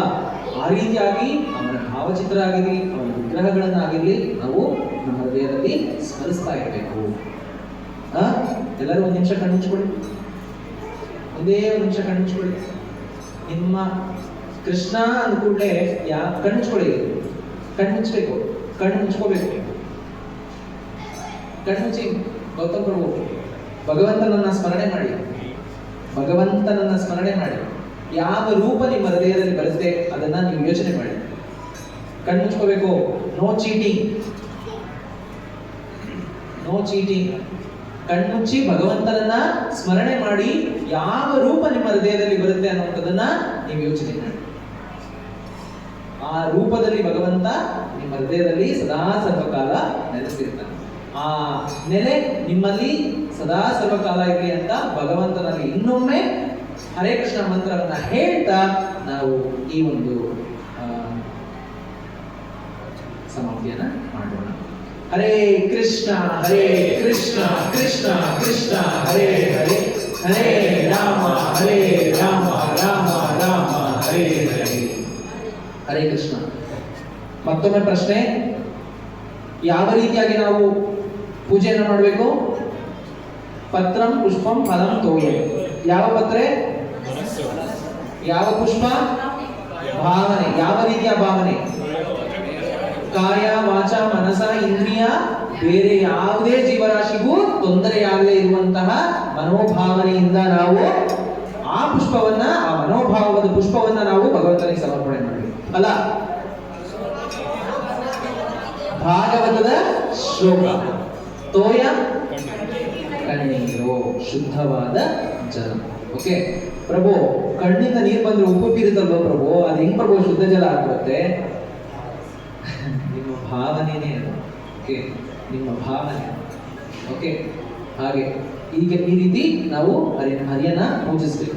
ಮತ್ತೆ ಹರಿನಾಮದ ಮಹತ್ವನ ನೀವು ತಿಳ್ಕೊಂಡ್ರಿ. ಇಂದ್ರದೇವನ ಕತೆ, ಇಂದ್ರ ಗುರುಗಳನ್ನ ಕಳ್ಕೊಂಡ್ರೆ ಏನಾಗುತ್ತಾನೆ? ತದನಂತರ ದದೀಚಿ ಮಹರ್ಷಿಗಳಿಗೂ ಸಹ ಏನಾಗಿದ್ರು? ಆ ನಾರಾಯಣ ವರ್ಮವನ್ನ ಸಿದ್ಧಿಸ್ಕೊಂಡಿದ್ರು. ಅವರ ಎಲುಬಿನಿಂದ ಮಾಡಿದ್ದೇನೆ ಏನೋ ವಜ್ರಾಯುಧ. ಆ ಆಯುಧದಿಂದ ಯಾವ ಅಸುರ ಸಾಯ್ತಾನೆ? ಒಬ್ಬ ಅಸುರನ ಕೊಲ್ಲೋದಕ್ಕೋಸ್ಕರ ಆ ಆಯುಧವನ್ನ ತಯಾರಿ ಮಾಡ್ತಾರೆ. ದದೀಚಿ ಮಹರ್ಷಿಗಳ ಹತ್ರ ಹೋಗಿ ಕೇಳ್ಕೊತಾರೆ, ಈ ರೀತಿ ನಿಮ್ಮ ದೇಹದಿಂದ ಮಾಡುವಂತಹ ಒಂದು ಆಯುಧದಿಂದಾನೇ ಆ ಅಸುರ ಸಾಯ್ಬೇಕು ಅಂತ ಹೇಳಿದಾಗ ಅವರು ಆ ದೇಹವನ್ನ ತ್ಯಾಗ ಮಾಡ್ತಾರೆ. ಆಗ ಅವರ ಎಲುಬಿನಿಂದ ಮಾಡಿದಂತಹ ಆಯುಧನೇ ಯಾವುದು? ವಜ್ರಾಯುಧ. ಇದು ನಿಮಗೆ ಹೋಮ್ವರ್ಕ್ ಮಾಡಿ. ಏನೋ ವಜ್ರಾಯುಧ ಯಾರಿಗೋಸ್ಕರ ತಯಾರಿ ಮಾಡಿದ್ರು? ಯಾವ ಅಸುರನಿಗೋಸ್ಕರ ಅದನ್ನ ತಯಾರಿ ಮಾಡಿದ್ರು? ಯಾವ ಅಸುರ ಆ ವಜ್ರಾಯುಧದಿಂದ ವಧೆಯಾಗ ಅನ್ನುವಂಥದ್ದನ್ನ ನೀವು ತಿಳ್ಕೊಳ್ಳಿ. ಹಾಗೆ ನಾವು ನಿತ್ಯವೂ ಹರಿನಾಮ ಸ್ಮರಣೆಯಲ್ಲಿ ನಿಮ್ಮನ್ನ ನೀವು ತೊಡಗಿಸ್ಕೊಡಿ. ಹರೇ ಕೃಷ್ಣ ಕೃಷ್ಣ ಕೃಷ್ಣ ಹರೇ ಹರೇ, ಹರೇ ರಾಮ ರಾಮ ರಾಮ ಹರೇ ಹರೇ.